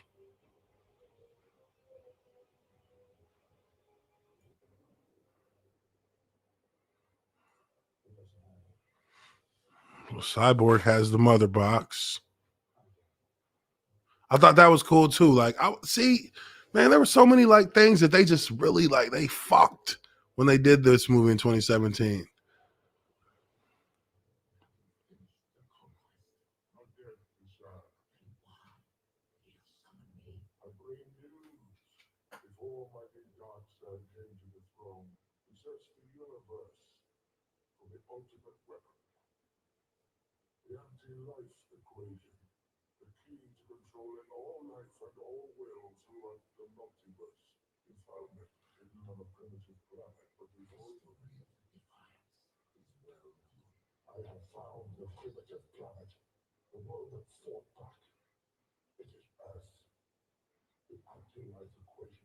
Wow, he found he found the anti-life. That's I didn't remember this dialogue when last time I watched it.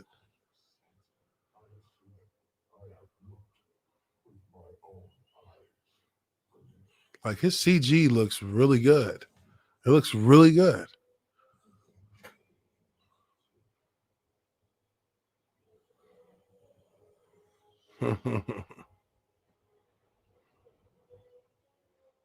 Said, please hold. Please hold while your call is connected. This cat's about to get connected into the boss.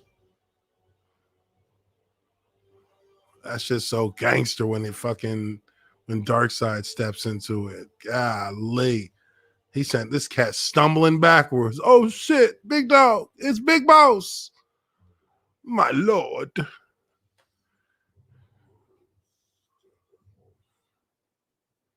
It says Steppenwolf.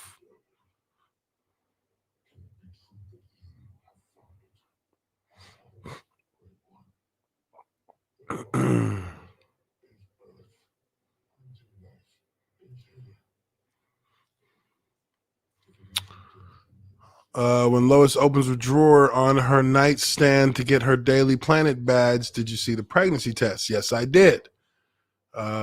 Could she be pregnant? She is pregnant. She's pregnant.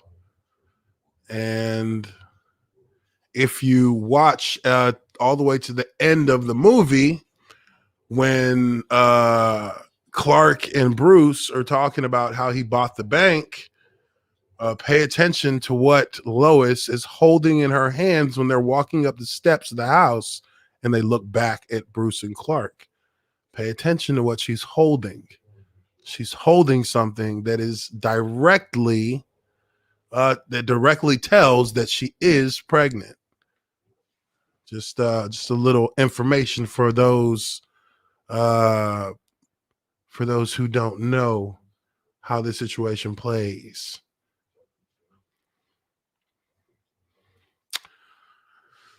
Definitely, man, you know, this cat definitely made a layered movie. Like there were layers to this that were going to play out into the grander story, the bigger picture of this, of the saga. Like,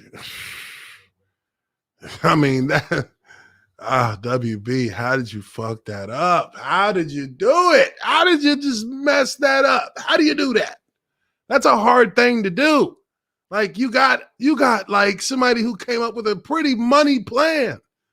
I mean, there's a couple things you're going to tweak, like the whole Bruce Lois thing. Look, it happened before in the comics, but you got to understand that's not something that in the general public is going to be ready to accept that is going to happen. So no, you can't do that. You can't do that. But I mean, the storyboards and how they structure a lot of the main beats. I mean, obviously, Lois dying is a big part of why things go the way they go. So her death was not only the thing that made that broke the spirit of Superman, that allowed him to succumb to anti-life, but Superman had just found out, or had just revealed to Lois that he knew that she was pregnant. So my guess is that Justice League takes place about 6 weeks after BVS, because she was pregnant. She probably found out around 5 or 6 weeks. So Clark probably heard the other heartbeat between the time of Justice League 1 and Justice League 2. And he doesn't reveal it until the end, until before she dies in Justice League. I guess in Justice League 2, she probably would die in that sequel. So, it's crazy. It's crazy. It really is. It really is. John Joseph Gray for $4.99. Hey Uche, happy birthday! Just curious, would it be okay to do a reaction to Jersey Devil coaster? Yeah, I'm probably going to do all those reactions and stuff. I'm probably going to do those on my other page, the Ath Geek. So make sure you check that out. Let me. I'll get to looking at those here soon, and then I'll post those on my second channel, because that's where I mainly do reactions on, actually. So just if you don't know, my other channel is the Ath Geek, ATHGEEK, the Ath Geek. And I'll put the link in the descripciones. Boom. Boom, boom, boom, boom, boom, boom, boom, boom, boom, boom. So there is the link to my channel, my second channel. You guys make sure you snatch that up. Make sure you hit the like button on this one.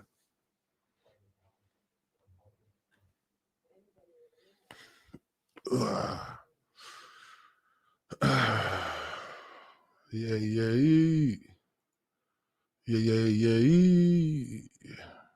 But no, I appreciate the happy birthday wishes, everybody. You guys have been awesome. You guys have been awesome. Been awesome. I'm just over here watching Justice League again, and doing a little bit of commentary on it. I'm probably not going to make it through the whole 4 hours tonight. Shoot, I can't do another one of those marathons. Another one of them long boys. You know what I mean? But we'll get through. We're a little bit past halfway point on this one. Damn. I mean, I kind of fast forward. I kind of moved through some of the dialogue parts that we've seen already in the movies. Moving along into the action, the faster paced parts. I love like just the team, the kind of teamwork that they start figuring out. So somebody got to like, take lead on the shit. Bruce takes the lead.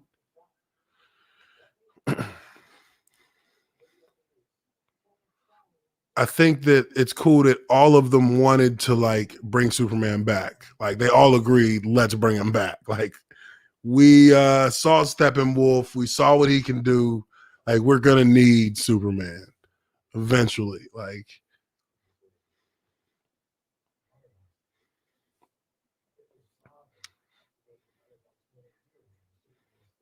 and and the explanation for how the mother box actually like, how it actually like, it wouldn't be like bringing Superman back from it wouldn't be like bringing Superman back from the dead per se. It's that the mother box is able to just is able to change all matter back to, like they said, like a house burns down, the molecules of the house are still there. They're just now molecules of ash. So the molecules of what was once active, life inside of him, like his active, like his body operating, everything, it stopped. But the mother box can, with the charge, can actually just create, rebuild whatever it was back to its former type of matter. So it sounded better when I heard them say it. Carter James 199, love your content, brother. Happy birthday. Appreciate it, Carter. Appreciate you. 199. We got John Joseph. John Joseph Gray, 199. Just subscribe to your other channel. Thank you very much, my friend. Yes, sir. Yes, sir. Bogey, $2. Appreciate that. Appreciate you.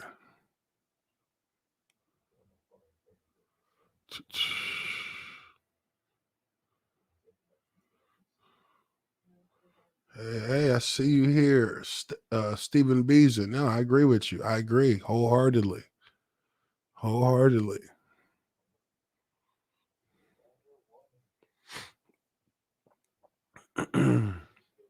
Yeah, Flash was definitely. Flash is had probably the biggest, as far as the reputation that the character had built for it, had been built for it from the movie from 2017.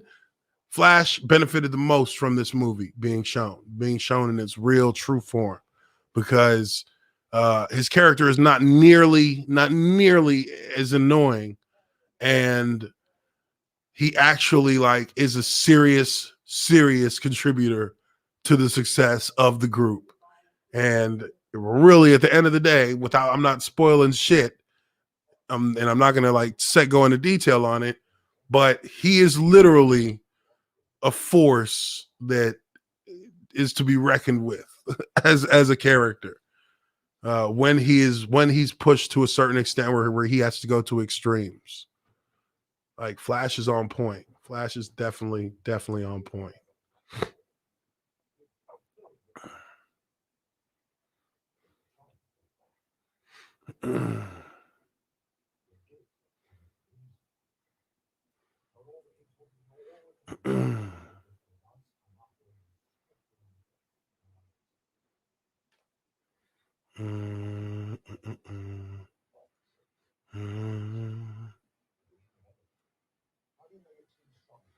Oh.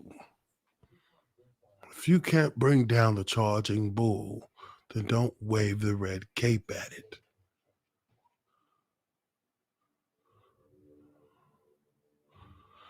I thought it was cool how Diana and Arthur like conversed like more more of a personal conversation with each other about just their cultures and where they come from, and them, this being the first time Atlanteans and Amazonians have spoken in like what, thousands of years, 5,000 years, something like that. That shit is crazy. Like, that's the mythology of everything going on in this universe that you gotta like you have to show these things, or you're really doing a disservice to the narratives in the movie. You really got to. Little bit, $5. Appreciate that.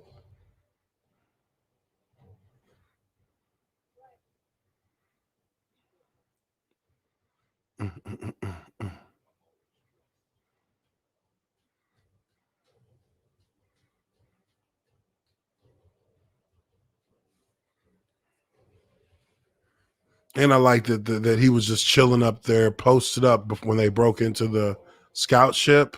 Batman was just kind of chilling up on the construction site, and there wasn't no Wonder Woman coming up saying, "I'm not here for you, I'm here for him." Like, what the fuck was that shit all about? They're supposed to be working together, not having like vendettas. Not having like vendettas.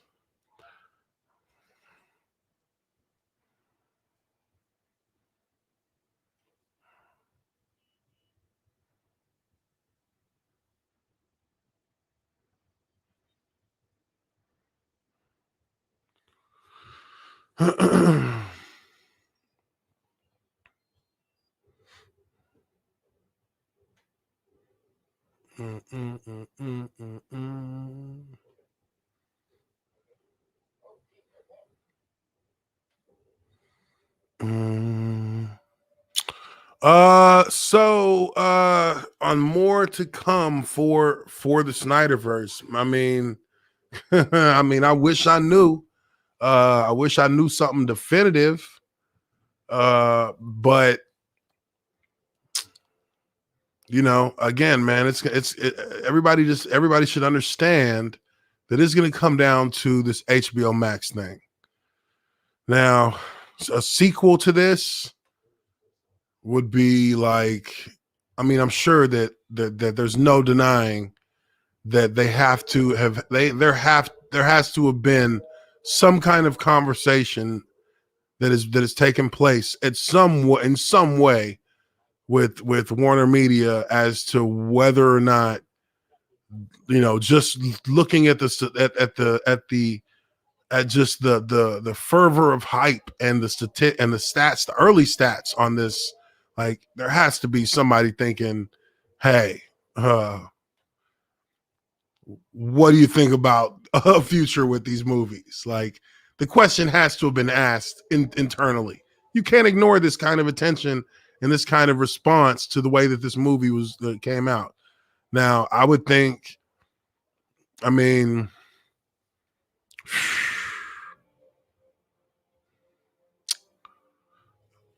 know. Because if you're talking about doing another movie, let's say they want to do another movie. Let's just speak hypothetically here.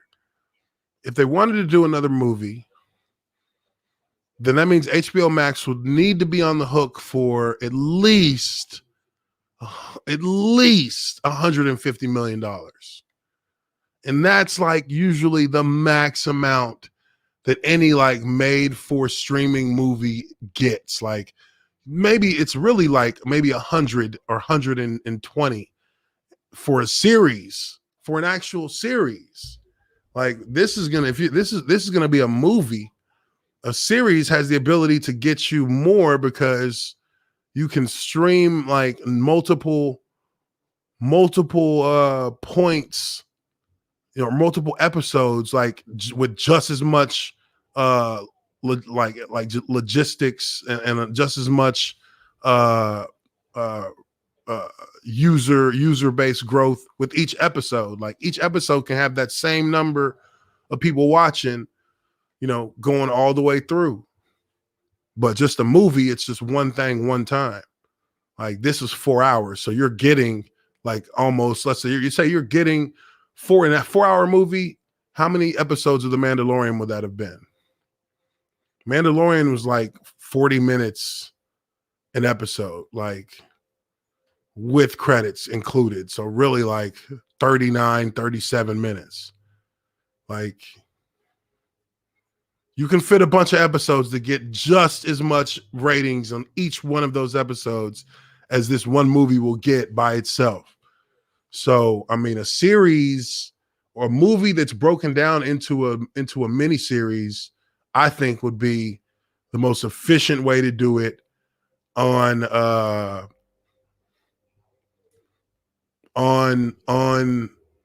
streaming platform, I think. But that means you're extending the amount of time, and you could release it in theaters then as well. I think you could release it in theaters, and you could release it as a miniseries at the same time on a streaming service that plays out over the course of a month, 4 weeks, one episode a week. And if you don't want to do that, then you can go to the movie theater and watch it as it's intended to be seen, and get that viewing without cutting down on the time of, like, if it's a 4-hour movie, it's a 4-hour movie. You're just not going to get as much time in the theater, but you can leave it in the theater longer, I think. And it'll be on the streaming platform as well. So you're trying to get something out of two sides, I think.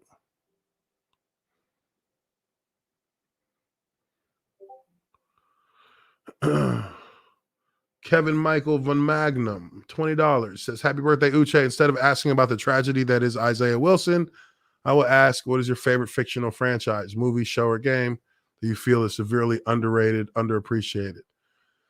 Ooh, underrated, underappreciated. I don't watch a ton of TV, man. Like, I like have certain things that I watch, but I don't keep up with a lot of like the new shows all the time. Let me see. But an underrated show, I don't know if The Boys is underrated. I think The Boys is actually like a good show. Like, people, that's legitimately been being praised. Like, that's something that I watch. Fuck, what was that one? What's that one criminal that one's fuck, what's it called? It's on Netflix. It got canceled. It got canceled after its second season, and its second season was so damn good. Mindhunters. That is a show that I feel like was grossly underrated and grossly underappreciated. That was like to me, that was like the best show on streaming when it came out, like Mindhunters, because that was like following after like real serial killers in the origins of the psychological profiling techniques that the FBI and the CIA would use to try and track down and try and actually like understand serial killers. Like, this was a huge step in law enforcement back in the 60s and 70s, like huge steps, because they took a different approach to they actually turned left into a different approach on how to really understand the mind of serial killers and what it is that there seems to be patterns that were lying under the surface that regular policing techniques ignored constantly, which made it harder to really mitigate the damage that a serial killer can do, because they're not. It's just once the serial killer slips up and they catch him, then then he's guilty. They hang him. They execute him, whatever it is, and that's that. And they just think that's as easy as that, justice is served. But a lot of people are going to die because how many people did that serial killer kill before he was caught? And they didn't even care to understand why or what happened to him in his life that kind of sent him down that road, sent him down that path. Some of them just were missing screws in their brain, and they didn't understand empathy. They had no concept or no way to have a concept of empathy chemically from within their brain. Like Jeffrey Dahmer, like literally was missing like genetic chromosomes parts of the brain that actually activate your sense of right and wrong. He didn't have those. Like they didn't operate. So he literally had no conscience, like in a literal sense. Like you don't learn that until you go into the psychology of him and understand what his fascinations are, what are the things that stimulate his brain. And then, you know, you can study and measure the reactions of electromagnetic or electro impulses within the brain to know whether or not he actually is getting any reactions to certain elements or certain things in life that normal people would react to. He wasn't reacting to them. So it's crazy.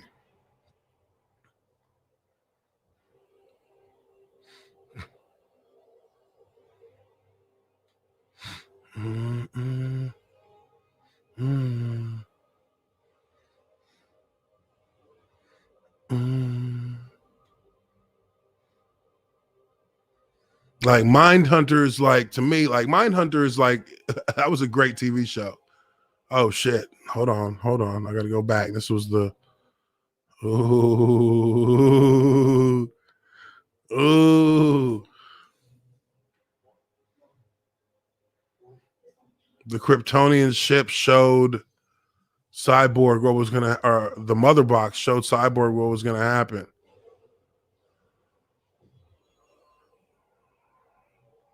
Oh, this is such a dope scene. Oh my god. Beast. Beast.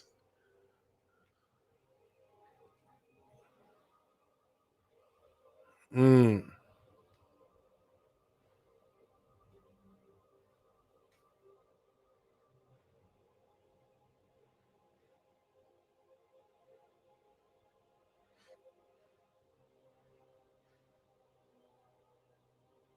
Wow. Ooh, this motherfucker. Oh.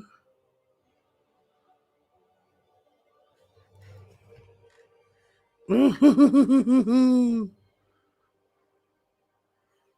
don't want to like spoil what's happening because I mean I don't think everybody's seen it yet, but this is the crucial shit. This is the crucial ass shit.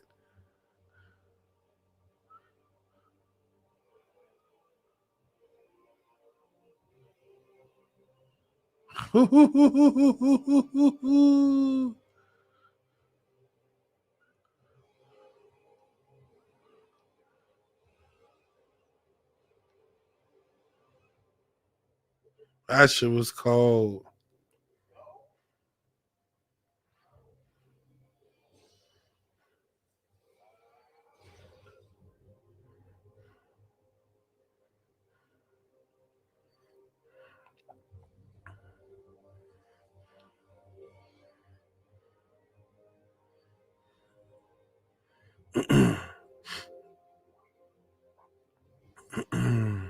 Hold on.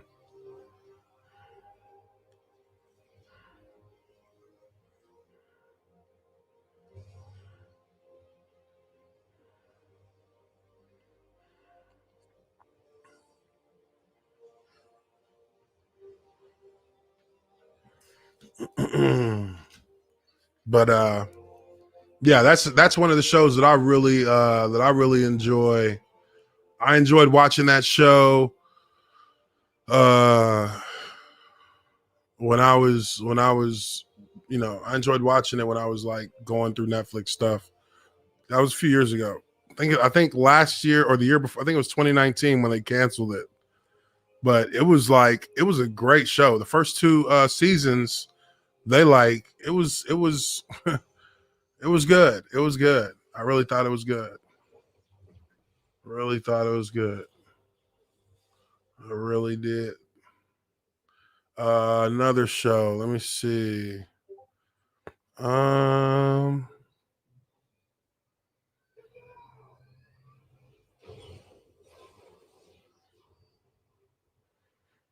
I'm not sure. Not sure what other shows did I watch. I tried to watch that one. Lost in Space. I think it was. That shit was boring as hell. It wasn't very good. Let me see. Can't remember. I don't think that was it. I think that really was it. I didn't really like jump into like a bunch of I mean the boys obviously, but that's the one that I like. But as far as underappreciated, definitely Mindhunter. Definitely. Definitely.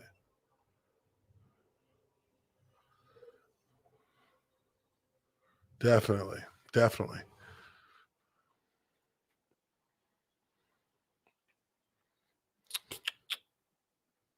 Russian Doll on Netflix. Russian Doll, is that good? Yeah, give me some good like recommendations, and I'll do like some I'll do some watch some I'll do some reactions to them. I'll do some reactions on my other channel, and try and stick with them because that's the problem. If it's like a whole bunch of episodes, it's gonna be hard for me to stick with it unless I'm like drawn into it like within the first episode or two. I mean, obviously,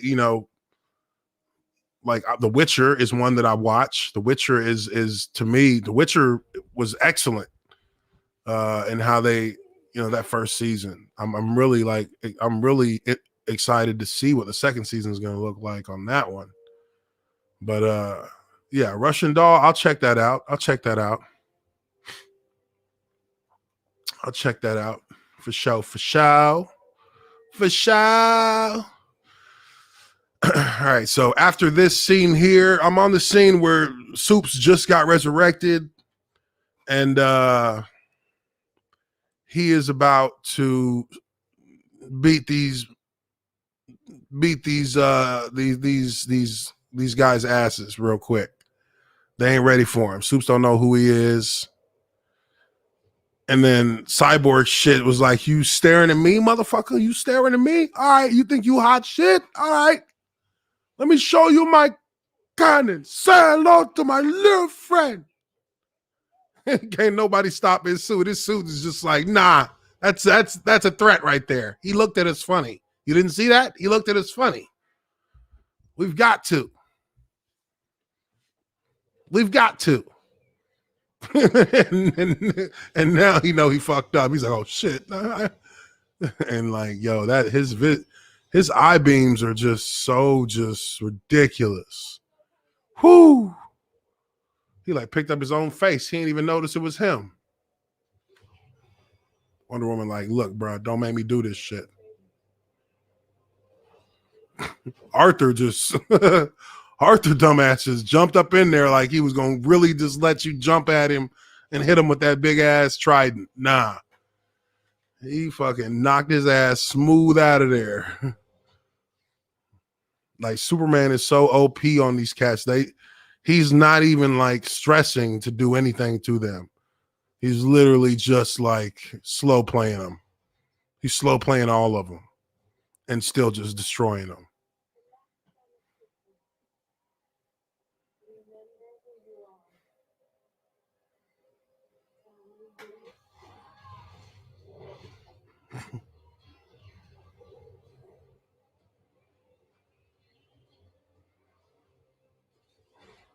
Flash, this shit. I'm glad this was still in there. Flash running fast as shit. Thinking, man, he over there messing with my guys. What am I gonna do? I think I'm gonna run up behind him on some shit, and then this cat turns his eyes and looks at you, and you like, yo, nobody's ever done that before. Nobody's ever done. He's looking at me while I'm running. He totally confused. Like, hey, does that mean he's moving fast? Does that mean he's actually moving fast enough to like keep up right now? I would be confused by that too. Then he swings at you. If he connects, your whole shit going off. Your whole head coming off the top of your body. Shoot. Like he's literally keeping up with this cat. He can't like outmove him. He's like, fuck, fuck, fuck, fuck, fuck. That's funny. That's funny. I think if he would have tried to hit him with the beams, though,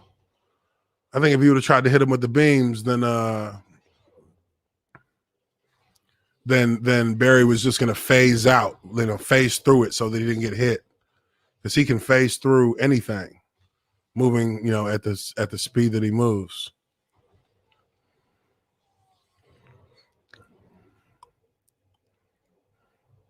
Jimmy Olsen, that's the original Jimmy Olsen from the Superman movie, from the Donner films, that Cyborg saves from the tank landing on him. Superman's a little reckless right now. And then here comes Batman. I ain't even going to front. I'm not even going to front, y'all. And this part right here, I was literally praying that please do not let this scene be the same from when the last movie came out and Batman just got bitched around like a little rag doll and then was holding on to his knee like he was just some 60-year-old, arthrhythmic, fucking herniated disc ass old man. Can't move. And this shit was funny. Aquaman jumping, coming in for Superman. Flash coming in. He move out of Flash way, and Flash rams Aquaman. That's some bullshit. I'd be so dang pissed if I was Aquaman, because it's like, yo, motherfucker, you're supposed to be fast enough. And then, come on, you see me, don't run into me. Get around. You're fast enough to do that. He threw Cyborg literally like a bag of laundry. Just tossed him to the side. Hey, it looked like Flash hit Aquaman square in his nuts too, shoulder to the nuts. When he ran into him, I'd be so damn pissed, because that shit was at super speed. Even for a metahuman, that shit probably hurt like a mug. Felt like he got hit with a sledgehammer right in the breadbasket. That's crazy. That's crazy.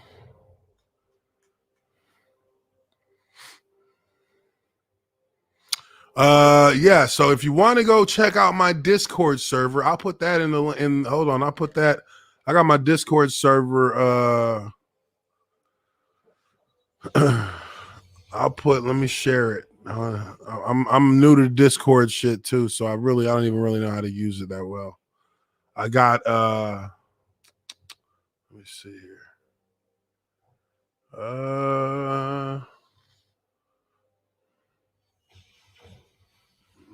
Okay. Okay. All right, so if you want to check out my Discord, here is the link to it in the chat.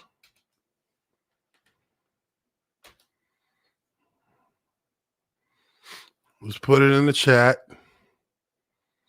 And you can definitely check me out in there. I throw all my content that I do on my Discord as well. So, you know what it is. All right. Will Kimball, appreciate it, man. Appreciate it. Holding back Wonder Woman, Aquaman, and Cyborg, and still track Flash. Yeah, that shit was crazy. That's how OP he is. I was just praying that in this scene, I wasn't gonna hear Batman say, "Oh, there's definitely something bleeding." I would have literally vomited all over myself if I have to ever hear that ever again in my life. Ever. If I ever have to hear that again, I swear I will vomit everywhere. I don't ever want to hear that ever out of Batman's mouth again. Oh, this is perfect. Aquaman and Flash are just knocked into the steps, looking at each other. He's like, "Motherfucker, I told you, get out my way." Flash like, "I am so sorry." Oh, okay, here we go. This was the crescendo of of the Superman resurrection scene. Now they're going into Star Labs right next to him to get that mother box because Silas Stone has got it. This scene is huge. I love this scene.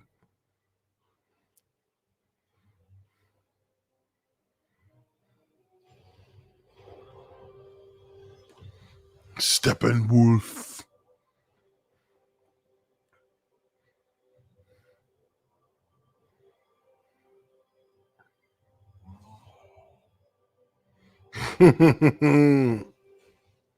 Hey, this cat is a beast, Steppenwolf. He just got pissed and jumped up to the top of the dang scout ship.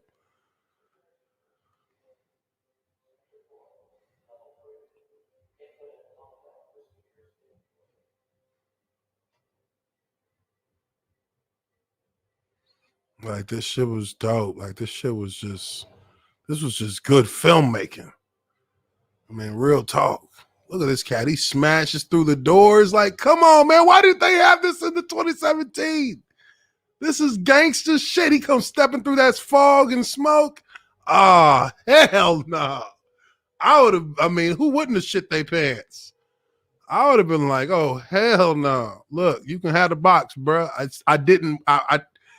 ain't really want it anyway. You can have it.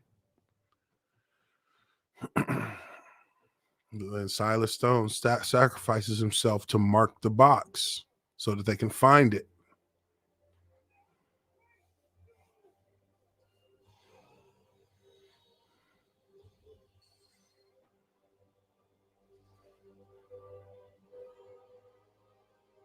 I mean, you know that's radioactive or some shit. Yeah, that's terrible. And then he gets smashed by Steppenwolf.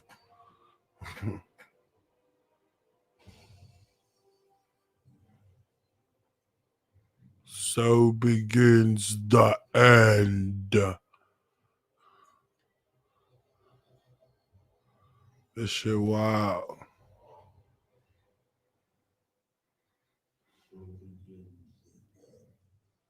This shit wild.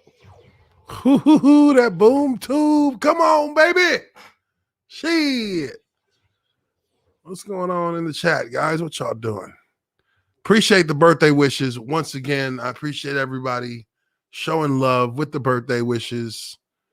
Please make sure you are hitting that like button. Subscribe if you haven't already done so. And check out my other channel, The Ath Geek, if you haven't done so on that part either. You know.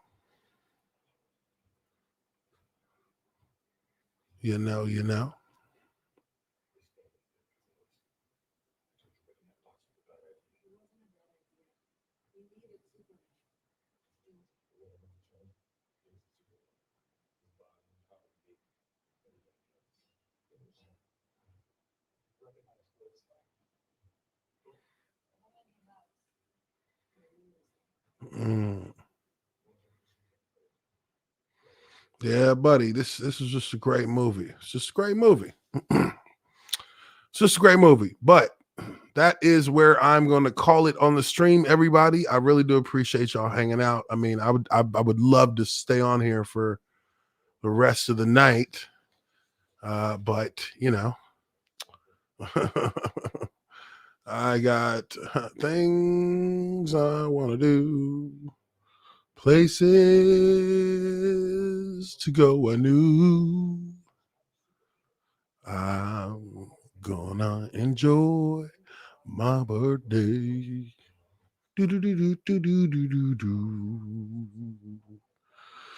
All right, but I appreciate everybody for being in here. You guys have been awesome. I appreciate the birthday. I'm grateful to be here. It is we got another one here. Cancel Peanut for $5, which says happy birthday. Appreciate you, my friend. But I hope everybody has a wonderful night. You guys have been great.